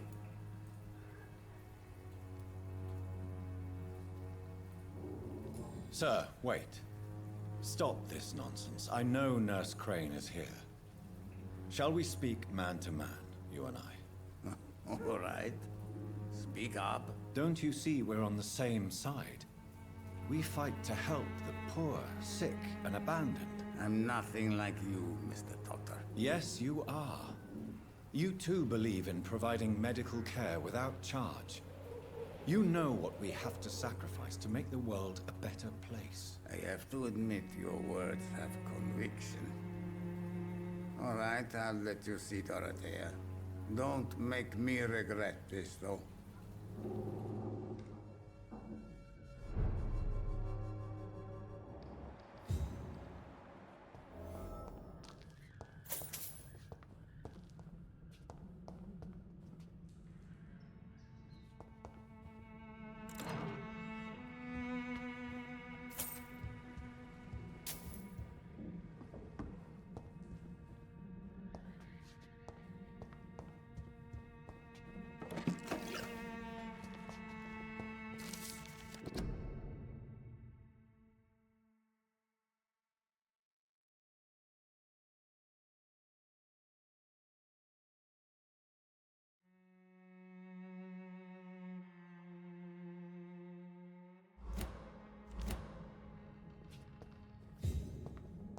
It's locked, all right.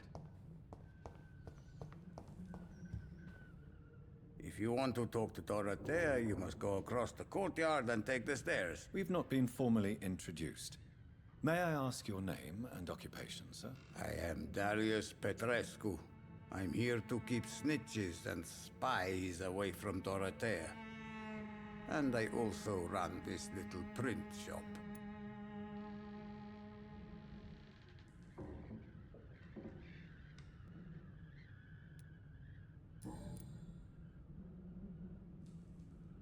So Dorothy's real name is not Crane? Like myself and many people in this area, Dorothea is from occupied Romania. That's all you need to know. She seems important to the community. More than you can imagine.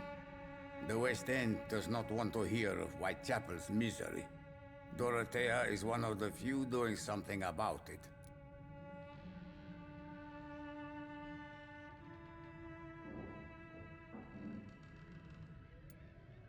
Tell me everything you know about Camellia, the mute florist. I do not believe in the afterlife, Doctor, but I'm almost convinced Camellia is an angel. She volunteered to give out our medical leaflets.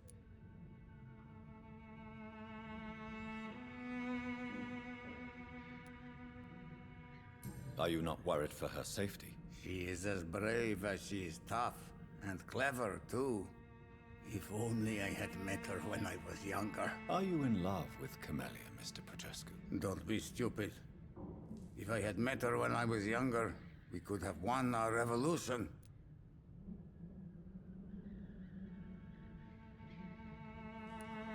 Who is she, really?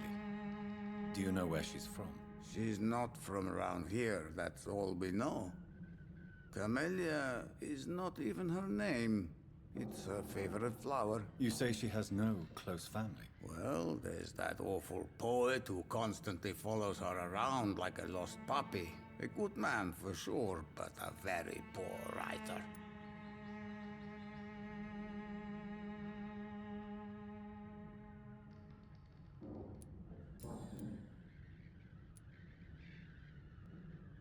Tell me everything you... I do...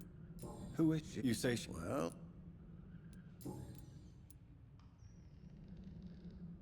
Did you refuse to publish Richard Nethercott's previous works, Darius? Yes. His manuscript is as pompous as he is starched. Now there's a man who loves the sound of his own voice. You could have told him so. As a great writer recently said, politeness is the most acceptable hypocrisy.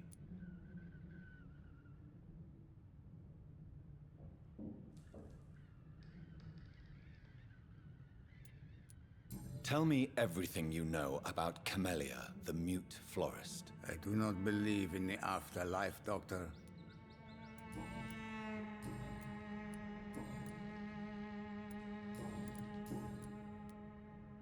Do you have any family left, Mr. Petrescu?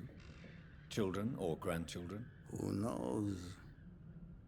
I have abandoned my people for so long, they might as well be dead. As dead as I am for them, I suppose.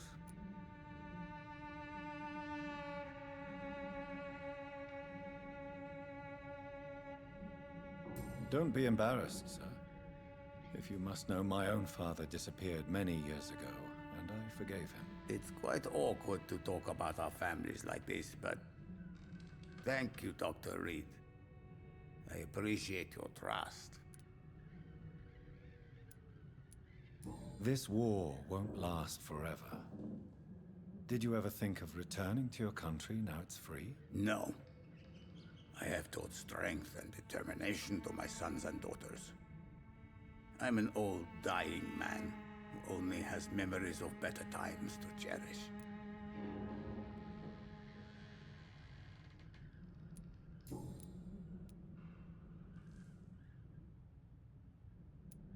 I know you fought for your country when it was occupied, Darius. Tell me more about it. I know my days are numbered, and I know I won't see my homeland again. But I fought for Romania all my life, and I will until my last breath. But Romania escaped the grasp of the Austro-Hungarian Empire. It's a free country again. It is not the country I fought for. My homeland is not appeased, Doctor. And I still see a dark future ahead for my people.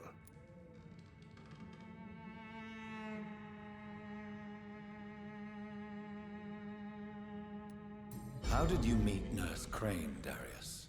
Why does she trust you? I'm her oldest friend in England.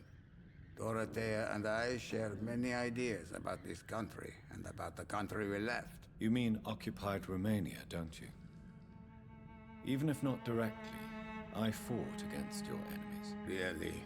Then perhaps you have more in common with Dorothea than meets the eye, Dr. Reed.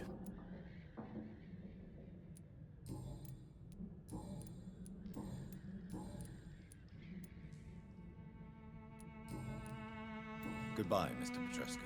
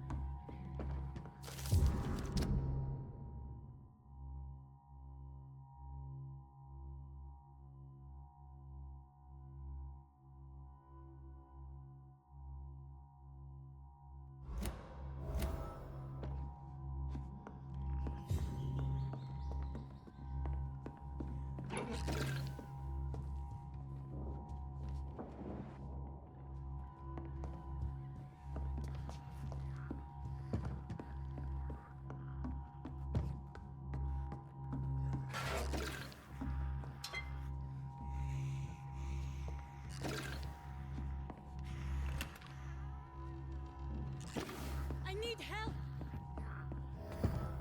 What do we have here, nurse? Patient Razvan Vasily. High fever running on 3 days. Complaints of dizziness, muscle aches, and head pain. Diagnosed with influenza. Treatment? Aspirin and salicin for the fever and discomfort. Liquids for dehydration, but he's having trouble keeping even water down.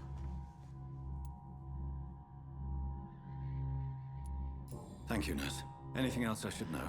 He did lose consciousness this morning, but he's never had convulsions like these.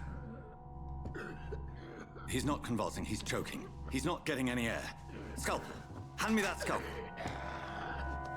What can I do, Doctor? It's too dangerous to operate with these convulsions. Sedative, nurse. Do we have any anesthetics? I'm sorry, Doctor. None at all.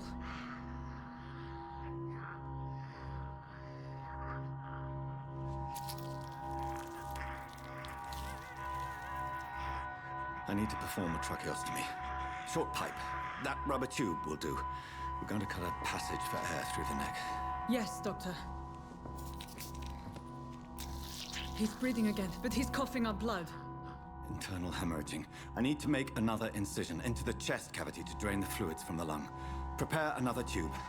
A thoracostomy. Doctor, we've nothing to fight the infection. We need an aseptic environment. Don't question me, nurse. I need a drain. Now. Yes, Doctor.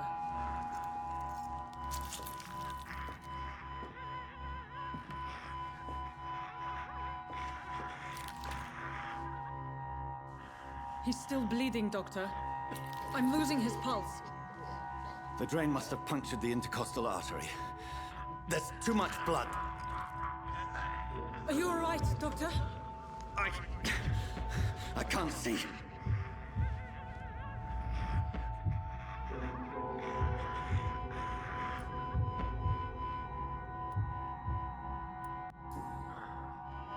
I must first suture the artery.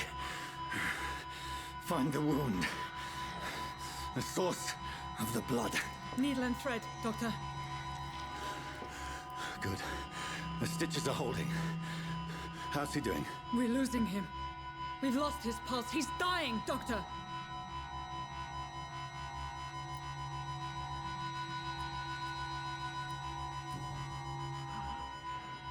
A dose of epinephrine, now. Yes, Doctor.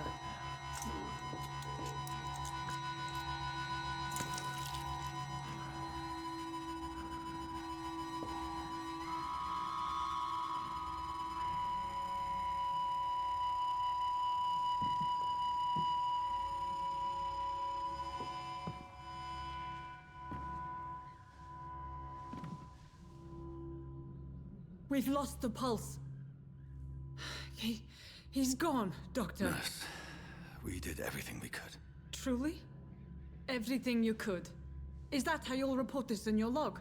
Is this how the war went? Piling up one poor corpse beside the next? This was not an influenza-induced seizure. I've never seen symptoms like these on the continent. Neither have I. But the previous symptoms leading up to this attack were the same, indistinguishable from the epidemic. No. There was something more vile in these reactions. Something primitive. There have been numerous reports of mental breakdowns caused by the fever that accompanies the flu itself, Doctor. Yes, but...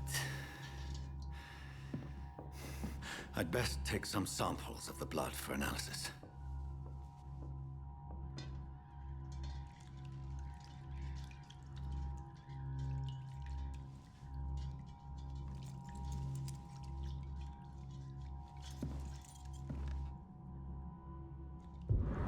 I doubt you're here to test my bedside manners. To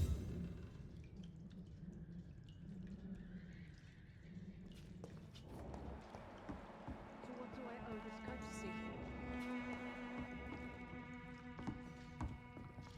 I suspect it was more than intuition alone that led you to us. So, how might I be of service, Dr. Reed?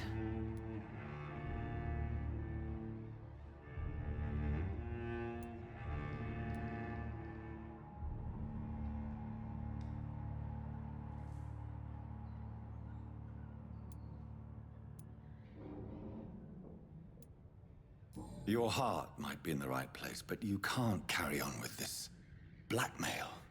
For God's sake, Dorothy, it's extortion. It's a serious crime. Doctor, you think your warnings scare me? I've stolen and plied, blackmailed and lied, but what else am I to do? I'm all these people have.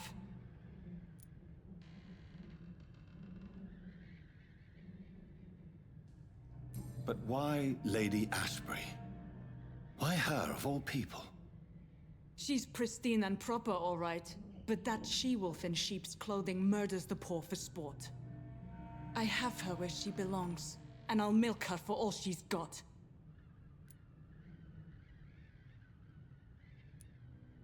Dr. Swansea is a sensible and honest man. He wouldn't have refused your friend's care at Pembroke. It's easy for you to say, Doctor. These people cannot go to the police, nor to the hospital. They don't even speak English. They depend on me for everything. So, the end justifies the means. Is that your defense? I know you're kind, Doctor. Just another fine-heeled, silver-spooned gentleman who was given the world on a platter. You know nothing of poverty. Nothing of the shame, the hunger, the loneliness.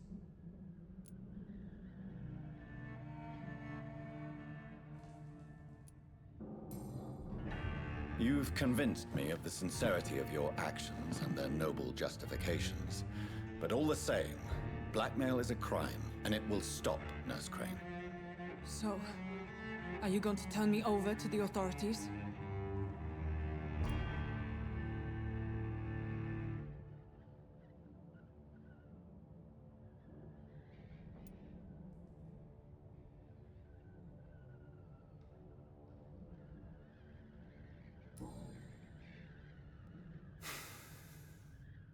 No. Your place is here. Jailing you would be an even greater crime. So, here is my proposition. I'll look the other way on your little enterprise. In exchange, you will resign from the Pembroke Hospital and provide me with medical supplies when the need arises. Dr. Reed! That sounds like a business proposition. My accomplice, then? No, just a privileged client. My research may require the occasional rare piece of equipment or ingredient. I'll pay good coin in exchange, fair and honest, to help finance your noble endeavors.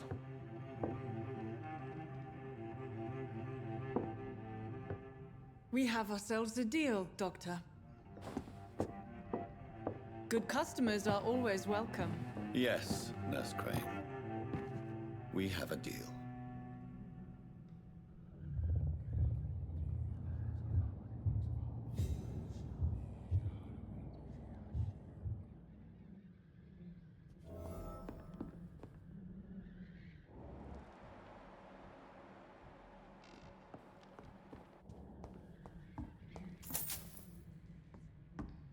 It's locked. It's locked, all right.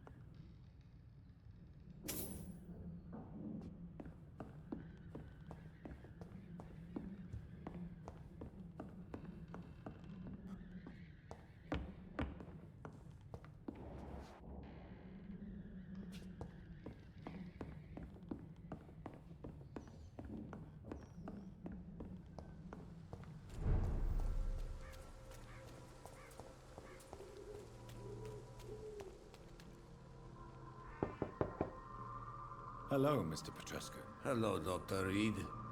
Come on in.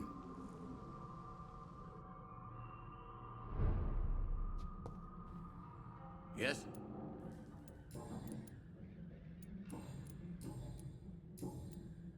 Goodbye, Mr. Petrescu.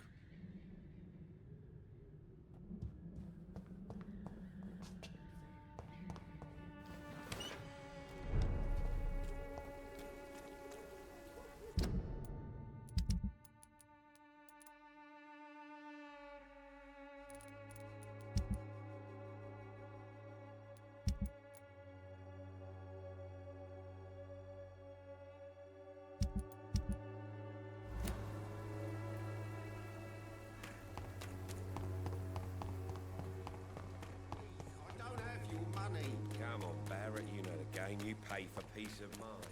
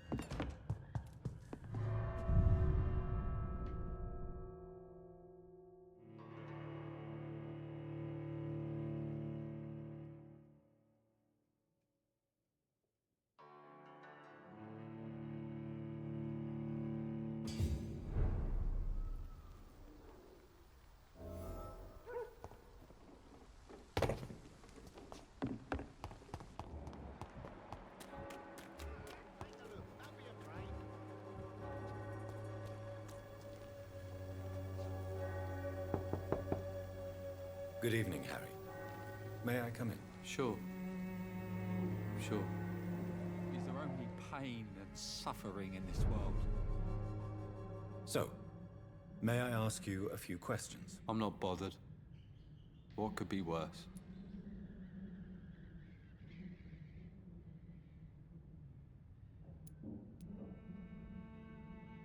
Do you need any medical help, young man? Yes, I do.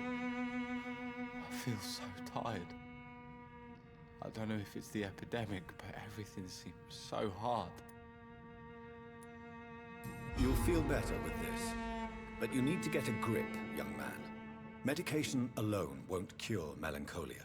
I'm not sure I'm happy with the idea of living long in a world like this.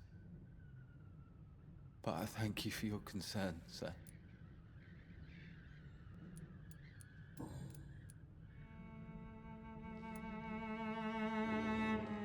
Do you remember when Barrett Lewis was close to your family? To your mother? Not really. I was too young. But I remember it was a happier time. Mr. Lewis was funny.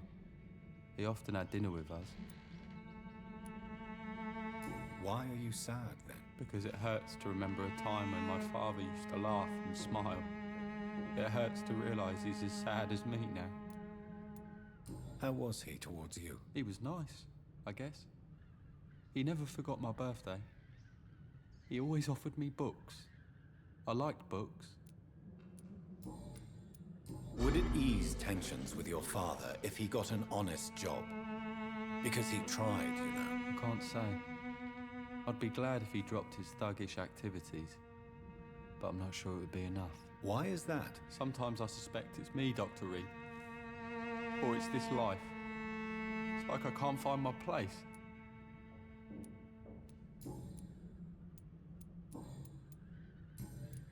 Goodbye, young man. Take care of yourself. Even my dreams are soaked with gloom.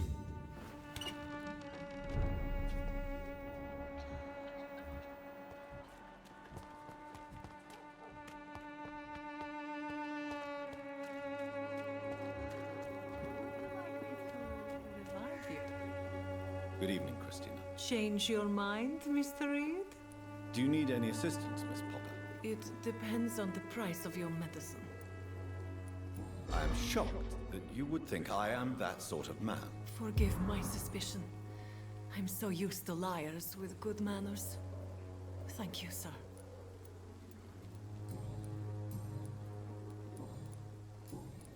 Goodbye, miss. Take care of yourself as best you can.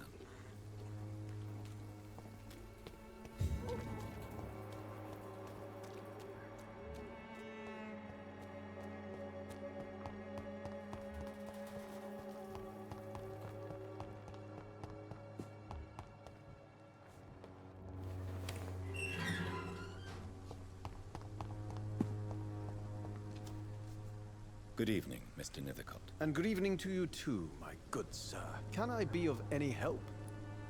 Do you need medical attention, sir? It may be wise to let you prescribe me something. I don't feel like I should. I understand your appetite for words and macabre beauty, sir. But you should be more careful. The nutrition of my mind is more important than my physical health. But I appreciate your concern, sir.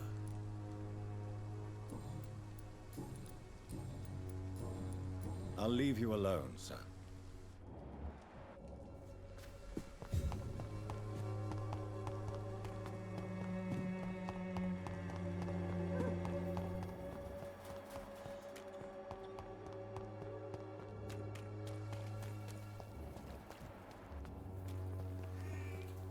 Good evening, Doctor. Can I help you? Do you need assistance? That would be nice of you, Doctor. Who knows what I may have caught during my investigation. If you persist in investigating the most pox-ridden boroughs of London, you must accept the risks. Thank you, sir. Goodbye, Mr. Darby. Farewell. You look so pale, my lord. Would you like me to revive you?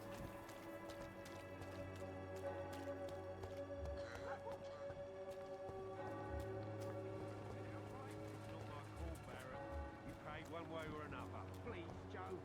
How long have we known each other?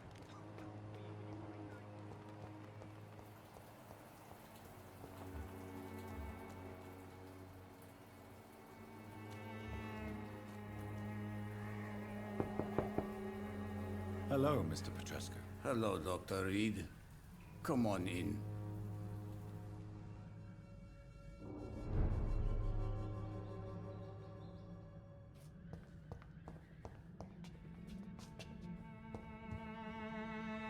Yes? Do you need some help, Mr. Petrescu? I am very tired, but that is all. I don't need you, Doctor. Well, I think you do. Take this, and you'll feel better. Free drugs from an English doctor?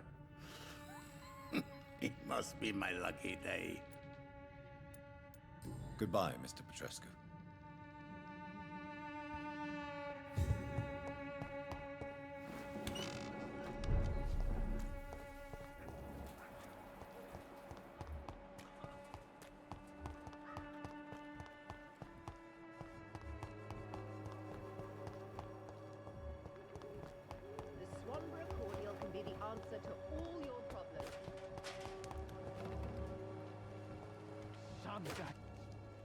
Good evening, Benjamin.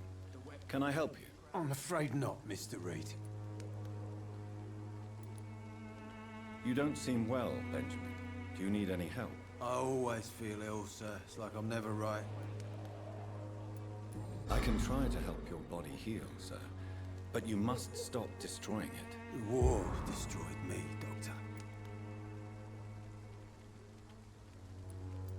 A gun, alcohol, and a bad temper make a terrible cocktail, sir. Goodbye for now.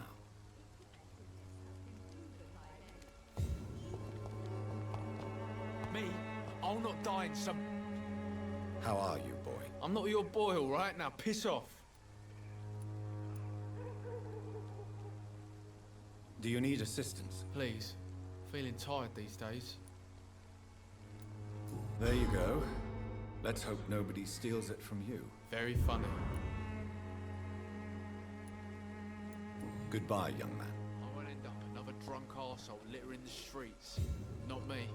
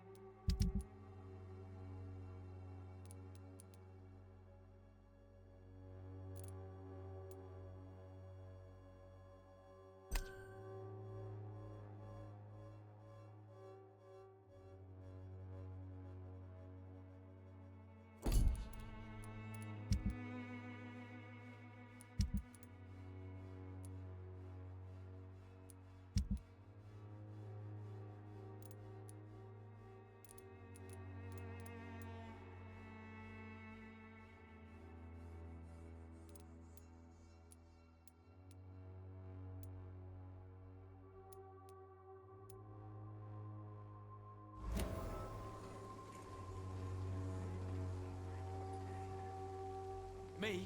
I'll not die in some piss-stinking alley reeking worse than a week-old lappy.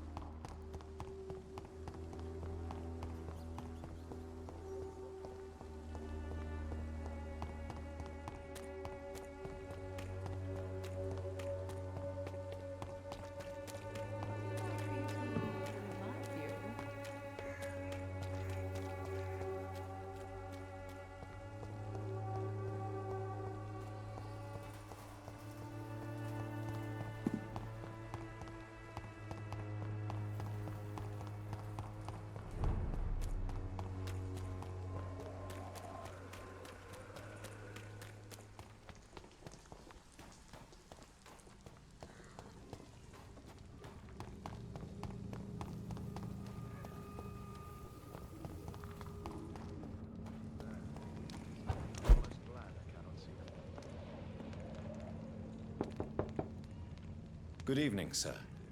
It's me again. Leave me alone, I say, whoever you are.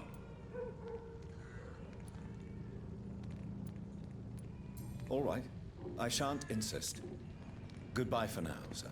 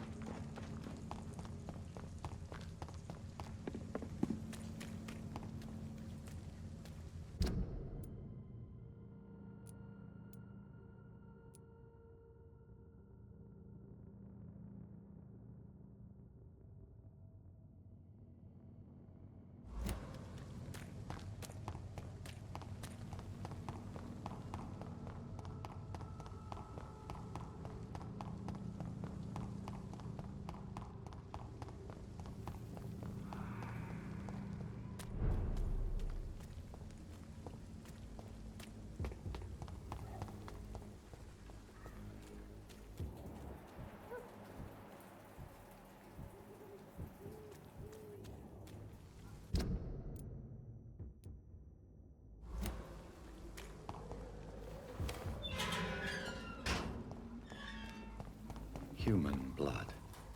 Whoever left these marks did so deliberately.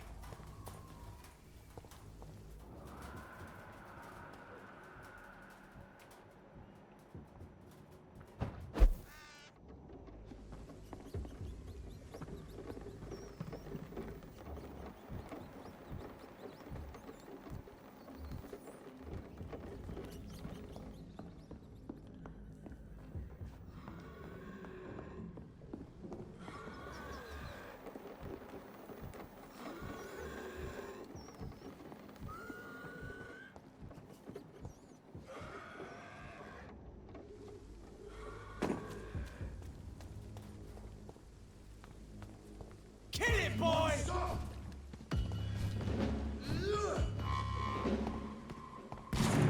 Crush the leech, boys! Die, leech!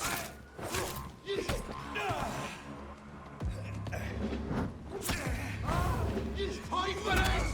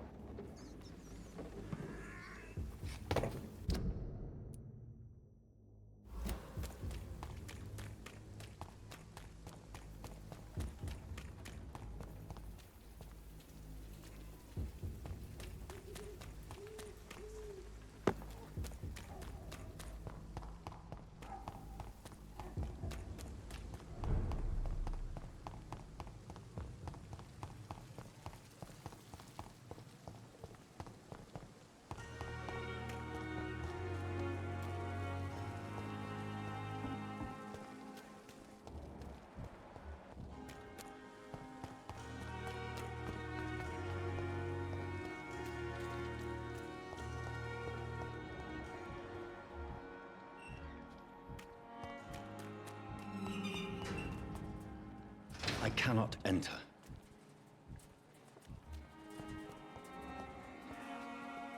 Hello again, Mr. Blight. I'm happy to see Mr. Thatcher is safe for now. I'm eternally grateful, Doctor. We were total strangers and you helped us anyway. Can't thank you enough, sir. What caused your phobia of rats, Newton? It happened last year following an artillery attack.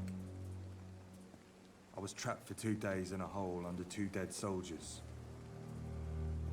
And there were rats. Go on. They started eating me as soon as I dozed. Gnawing at my ears, my fingers, lips. Couldn't move. Couldn't call for help. I see. No, you don't. You have no idea what it is to wake up buried under bodies. Fucking vermin eating your flesh. Oswald.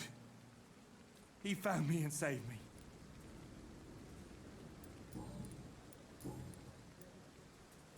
Why do you stay here now that Mr. Thatcher's back? It's complicated.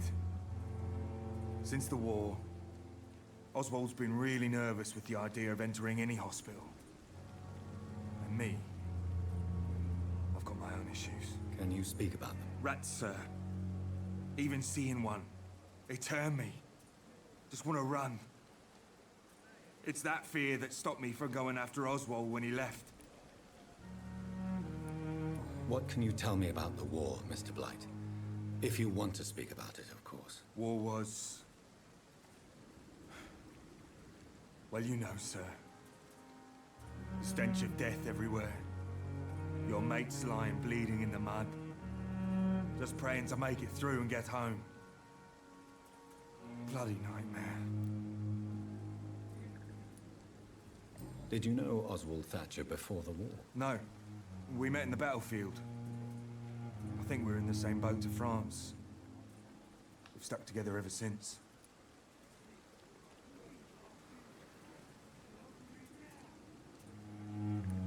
I fought in France, too. I served as a field surgeon, but it was not uncommon to repel an assault, especially at night. Yeah. The first time I was wounded, I had to protect the infirmary from hostiles. Twice.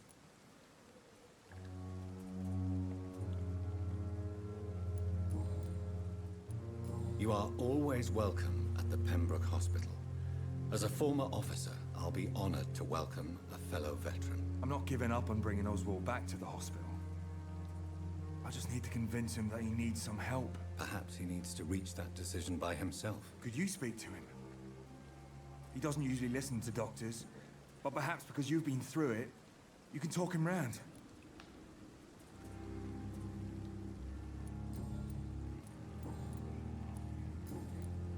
Goodbye, Mr. Blight. Take care of yourself.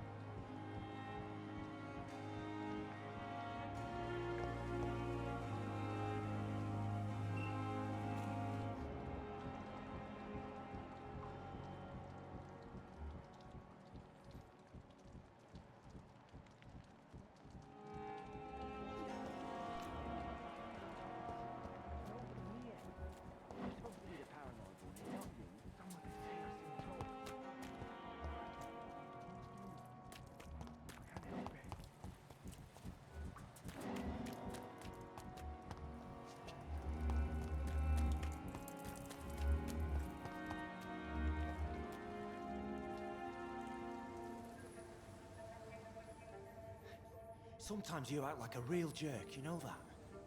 Come on, Ozzy, don't be like that. What? Like what? Like someone who felt betrayed by the man he loves? Did you ever even try to find me? Rescue me? No, it's not like that. I wanted to. I was so afraid to leave the hospital, not to be seen with you. We survived this shit together. That's all that matters. I know you did your best.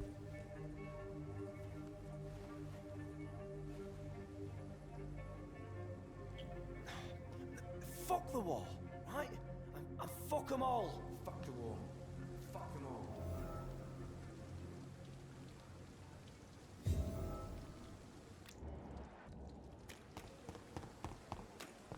Can't understand what It's locked, all right. bloody city. For God's sake.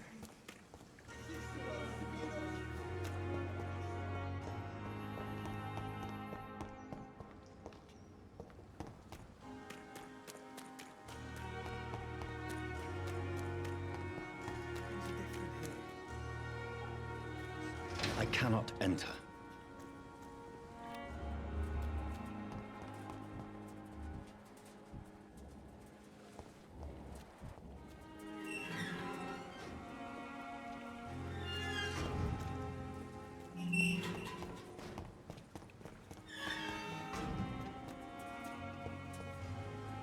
Hello again, Mr. Thatcher. Do you feel any better now? Yes, this neighborhood may stink of dog shit and reek of piss, but to me it smells like the purest mountain air.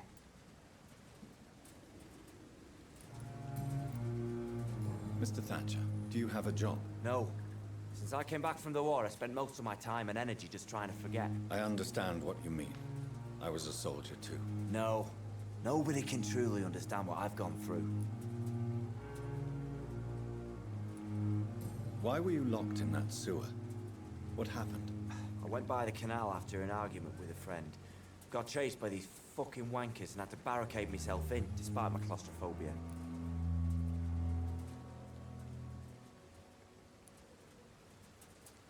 Tell me about your claustrophobia. Has anyone given you an official diagnosis? That's what the bloody doctors said. But I don't want to go to a hospital to get checked again. I'll deal with it my own way. Why did you run? What was the reason for your argument? Newton wanted me to go to a hospital. I can't stand being closed in. Makes me feel like I'm suffocating.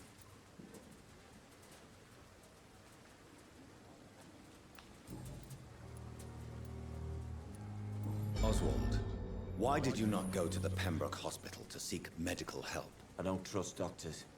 All they care about is their careers and processes. I won't be locked in any room again by anyone. Your fear of being trapped is not going to go away by itself. You need professional help. I've seen enough butchers in white coats to last a lifetime. Hospitals reek of chemicals and death. What I need is fresh air.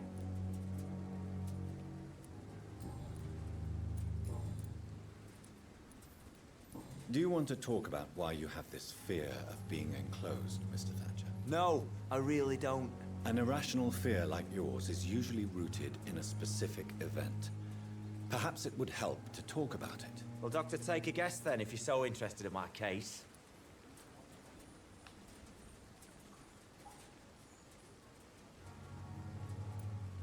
When I rescued you, you expressed joy at seeing the sky again. So I'm inclined to believe you were trapped or buried somehow. Maybe during a shelling. Jeez, you're good, Doc. You're really good. Go on, please. Tell me more about it. Newton and I were trapped in a circulation tunnel after an artillery attack.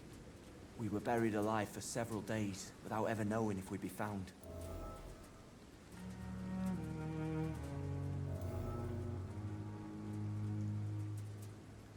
Tell me about your true feelings for Newton. I love him. I'm not ashamed to say it. He's the best thing that ever happened to me. I can't imagine life without him.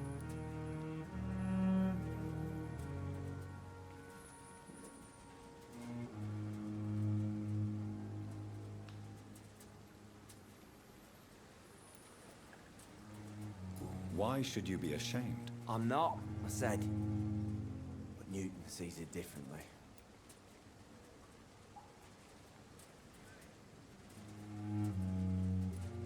I admire your honesty. It takes courage to stand up to society. The world needs people like you to create change. Courage is what we needed in the trenches, looking death in the face every day. I speak plain. I speak my mind. Have you always been this straightforward? All I know is, before you saved me by the sewer, my only regret was I wouldn't be able to hold or kiss Newton again. I love him, that's all.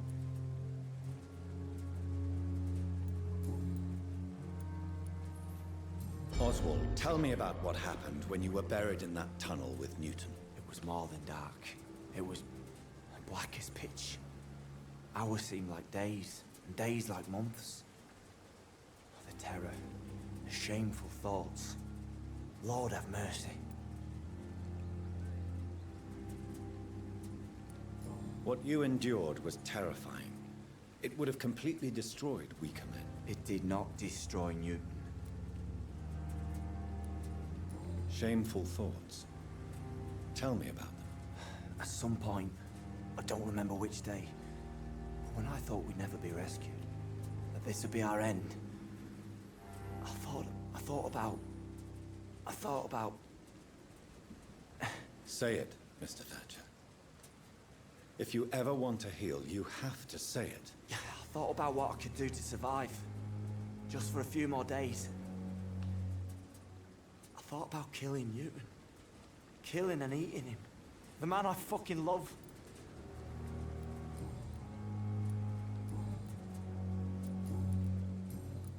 Goodbye, Mr. Thatcher. Try to take care of yourself.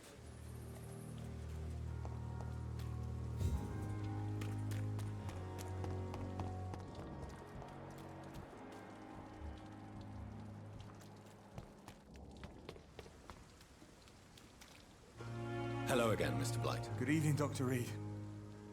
You doing your rounds as usual? You and Oswald were buried alive during the war. Tell me about it. Yeah. It was last summer. A shell hit our trench and we were buried for a week. Oswald seemed far more traumatized than you by the event. It wasn't the first time it happened to me. Surviving it again gave me strength. You believe that? How did you survive for a week? Luckily for us, there were rations and water in the tunnel. It was an outpost, see? Since then, Oswald's not keen on being inside for too long. How do you feel about Oswald Thatcher? You are more than friends, aren't you? I love him. I love Oswald. We knew we wouldn't survive the war without each other. But I am terrified, Doctor. What frightens you so much? What if people find out? Oswald says I'm ashamed, but it ain't that. It's more, well, you know, I never thought I'd love a man.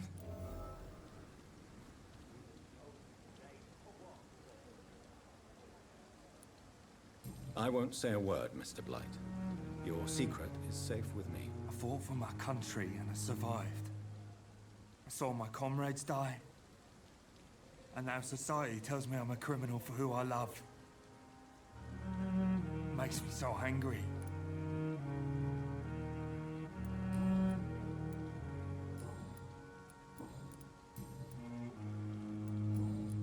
Goodbye, Mr. Blight. Take care of yourself.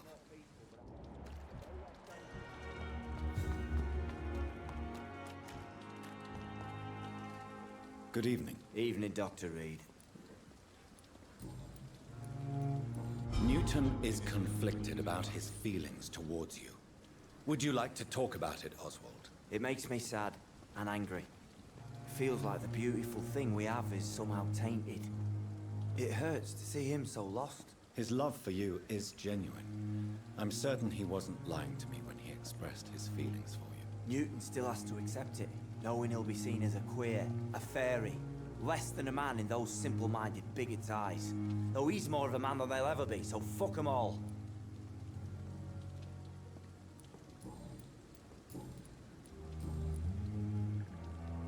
Do you need medical attention? Don't get me wrong, sir.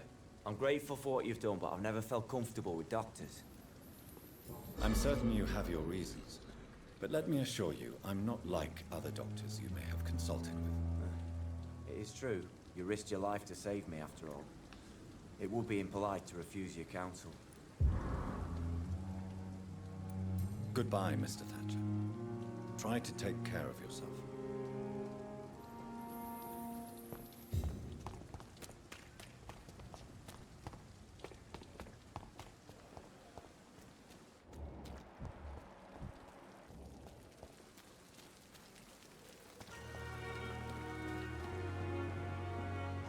Good evening, Nurse. Good evening.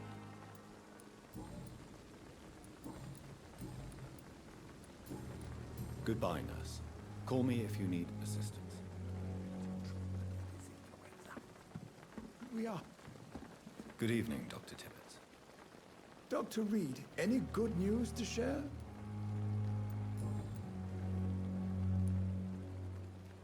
Nurse Brannigan has been recently accused of neglecting her professional duties. Tell me what you really think about it. This kind of protest is nothing but elitist bullshit. I trust Nurse Brannigan with my life. She has what it takes to be a great doctor. Do you really think she could be the next Elizabeth Blackwell? Believe me, Dr. Reed, a time will come when skill and skill alone will determine who can be a physician and who cannot.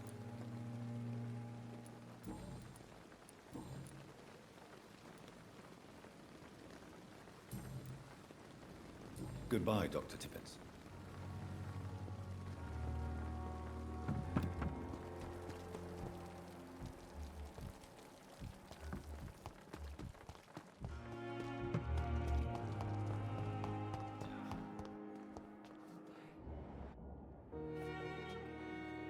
I'm quite busy right now, Dr. Reed. Don't worry, sir. We're going to take care of you.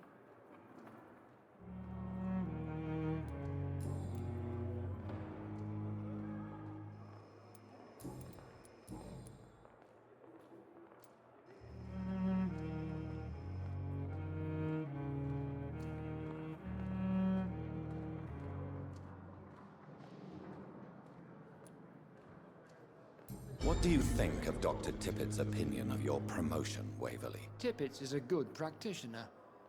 Maybe just a little too attached to his prestigious position at the Pembroke Hospital. Really?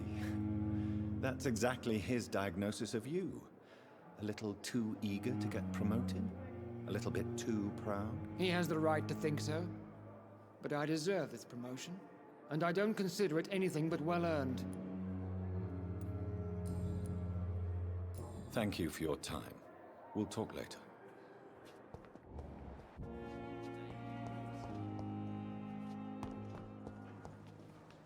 Good evening, Miss Howcroft.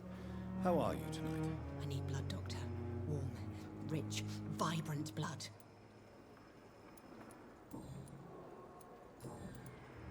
I have made inquiries about the men who were tracking you, Miss Howcroft. I did not expect a mortal to have this sort of courage. Speak, Doctor.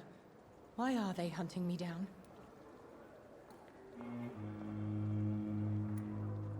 It was a misunderstanding. These hunters were in fact looking for a very different creature, but they mistakenly put their sights on you. I knew it. I have become undone. Those hunters have discovered me, but they don't know what I'm capable of. If you'll accept some advice from a petty mortal, I think you should assume a low profile and just quietly disappear into the shadows. You are right. And you have served me well, mortal. Take this as a reward for your time.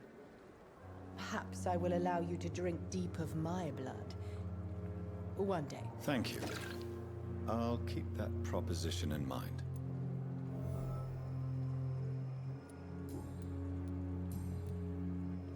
I'll leave you, Mistress of the Dark, to your nocturnal activities.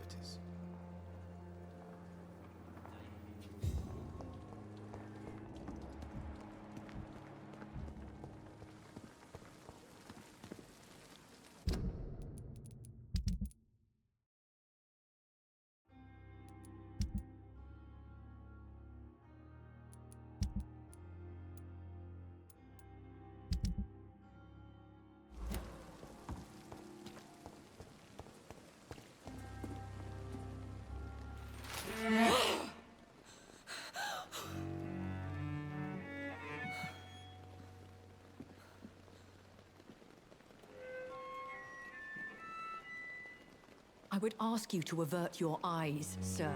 Or did you not know it was rude to stare? I knew it. Speak up, Dr. Reed. I like a man who speaks his mind.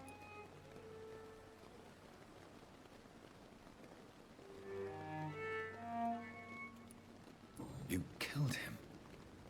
He trusted you. And you killed him. Spare me your sarcasm, Jonathan. You are but newly born in this world.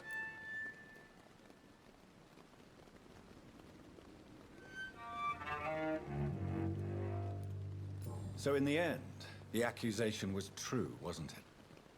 The situation is somewhat awkward nonetheless. I have not been observed sustaining myself for many decades. I have to say I'm a trifle embarrassed. Anyway, I have concluded my inquiries concerning your blackmailer. I see. Please excuse my agitated state. Under normal circumstances, I wouldn't let anyone see me in this condition. I must confess I have not put an end to the blackmail, my lady. Unfortunately, I could not bring myself to do it. I'm so disappointed in you, Jonathan. I didn't expect this from you. Lady Ashbury, you yourself admitted how ridiculous the sum of money was. I can assure you, it was all used for charitable ends. Well, you are full of surprises, aren't you, Jonathan? All right, say I trust you, but you will still pay the ransom. That is only fair. After all, it was you who failed to bring this problem to a satisfactory conclusion. I believe I could agree to that. And since a lady always keeps her promises, I will now answer any questions you may have.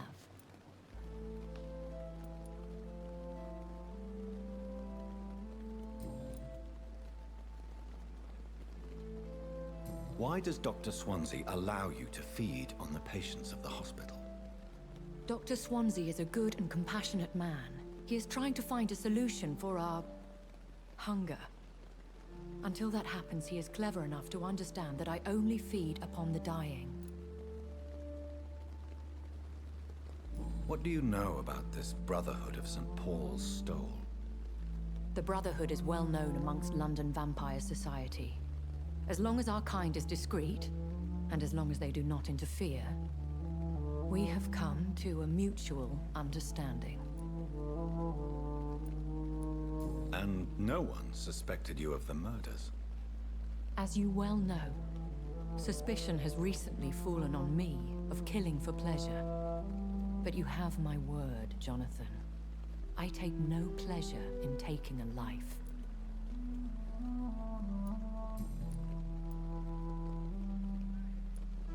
Why did you save me in the canning factory? I could hardly stand by and watch such a promising young blood as yourself be torn to shreds by some gutter scowl. William Bishop wasn't the vampire that created me then? No, Jonathan. Whatever their strength and demeanor, Scowls are the progeny of careless vampires. It cannot be the other way round. What type of vampire is a Scowl? Not a true vampire. The deformed offspring of lesser vampires. It is a shame these creatures run wild, slaves to their baser instincts.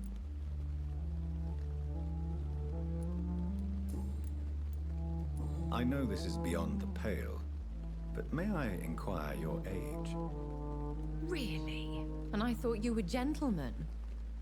If you must know, I'm 27. I've been 27 for a long time now, and 27 I shall remain.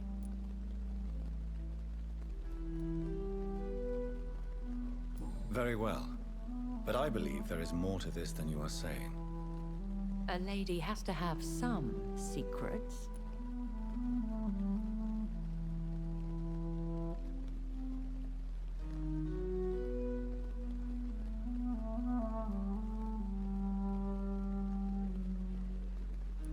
And who bestowed upon you this eternal youth?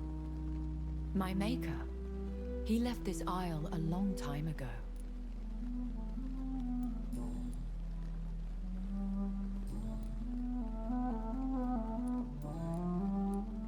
I've been away from London and England for 3 years.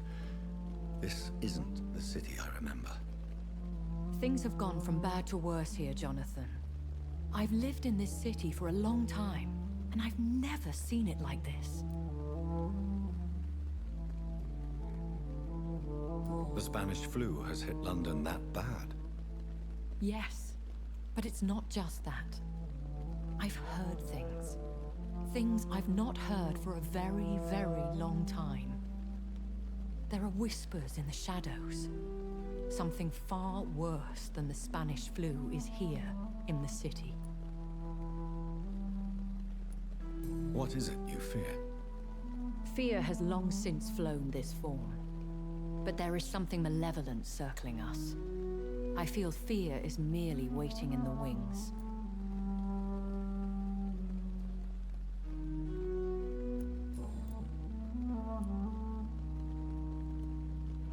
Are there many vampires here in London? Immortals are of a rare breed, and we often tend to hide. But you may occasionally meet some of us at night.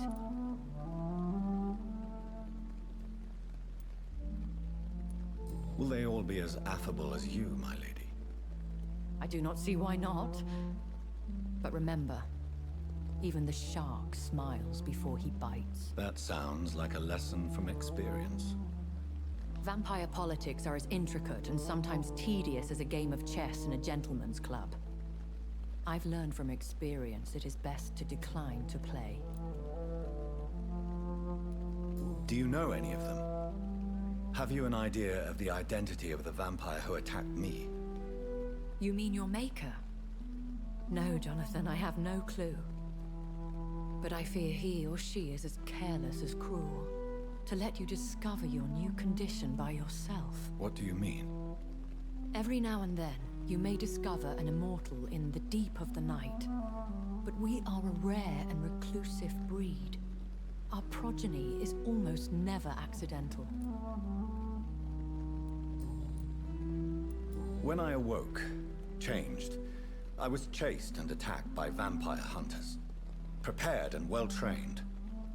Though I can't be certain, more than likely it was the once glorious Guard of Priwen.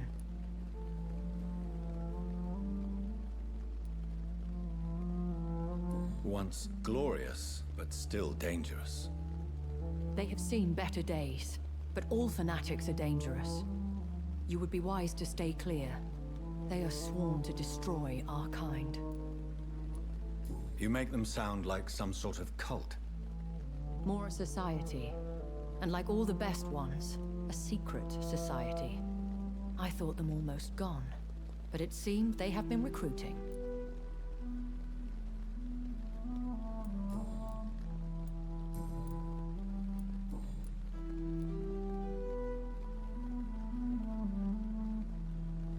I've been hearing a voice talking in my head.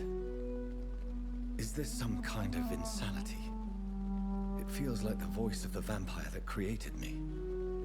Hush. Tell no one this.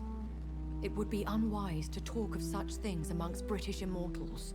Speak no more of your maker. How could this cause offense? Only the powerful immortals can mentally call to their progeny. No vampire or hunter will sleep easy, knowing that an unidentified elder is stalking the streets of London. Excuse my forwardness, but... are you my maker? Me? Goodness, no. Only a foolish immortal would create a progeny without taking precaution, and I'm no fool.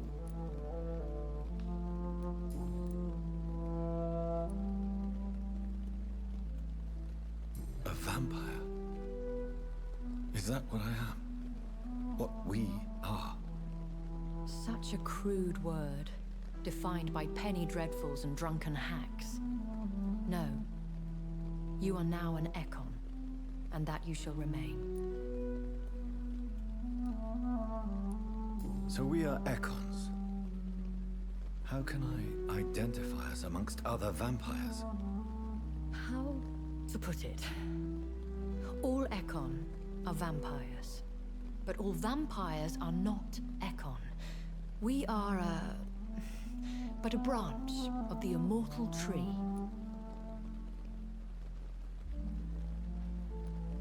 Are you an Ekon too? Yes, I am. We are the closest thing to what man refers to as vampires. Forget what you think you know about us.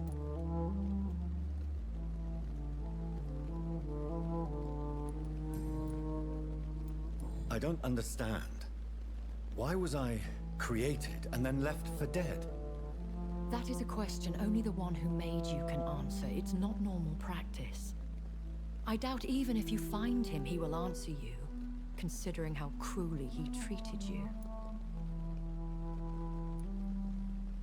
So me being a vampire could have been a mistake. I very much doubt it, Jonathan.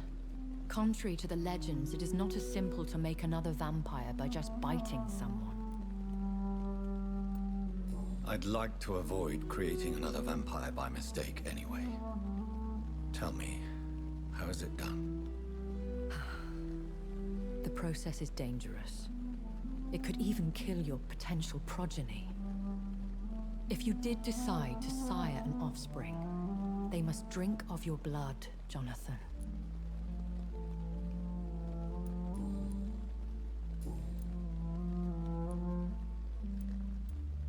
I bid you farewell, for now, my lady. I must quickly analyze the blood I took from Nurse Crane's patient.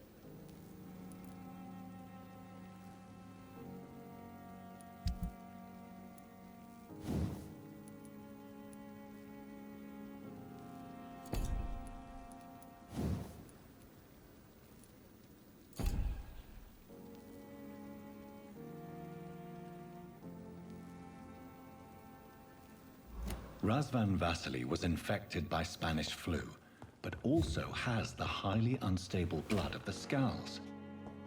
Is the London vampire epidemic transmitted through the flu? I should talk to Dr. Swansea about it.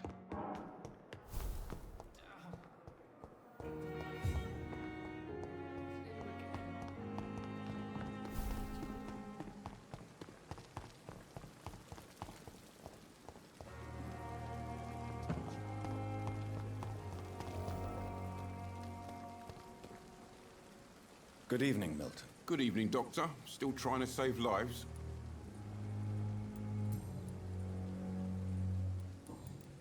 I'd like to see your goods. Wise choice, Dr. Reed. A reliable gun is what everybody needs these days.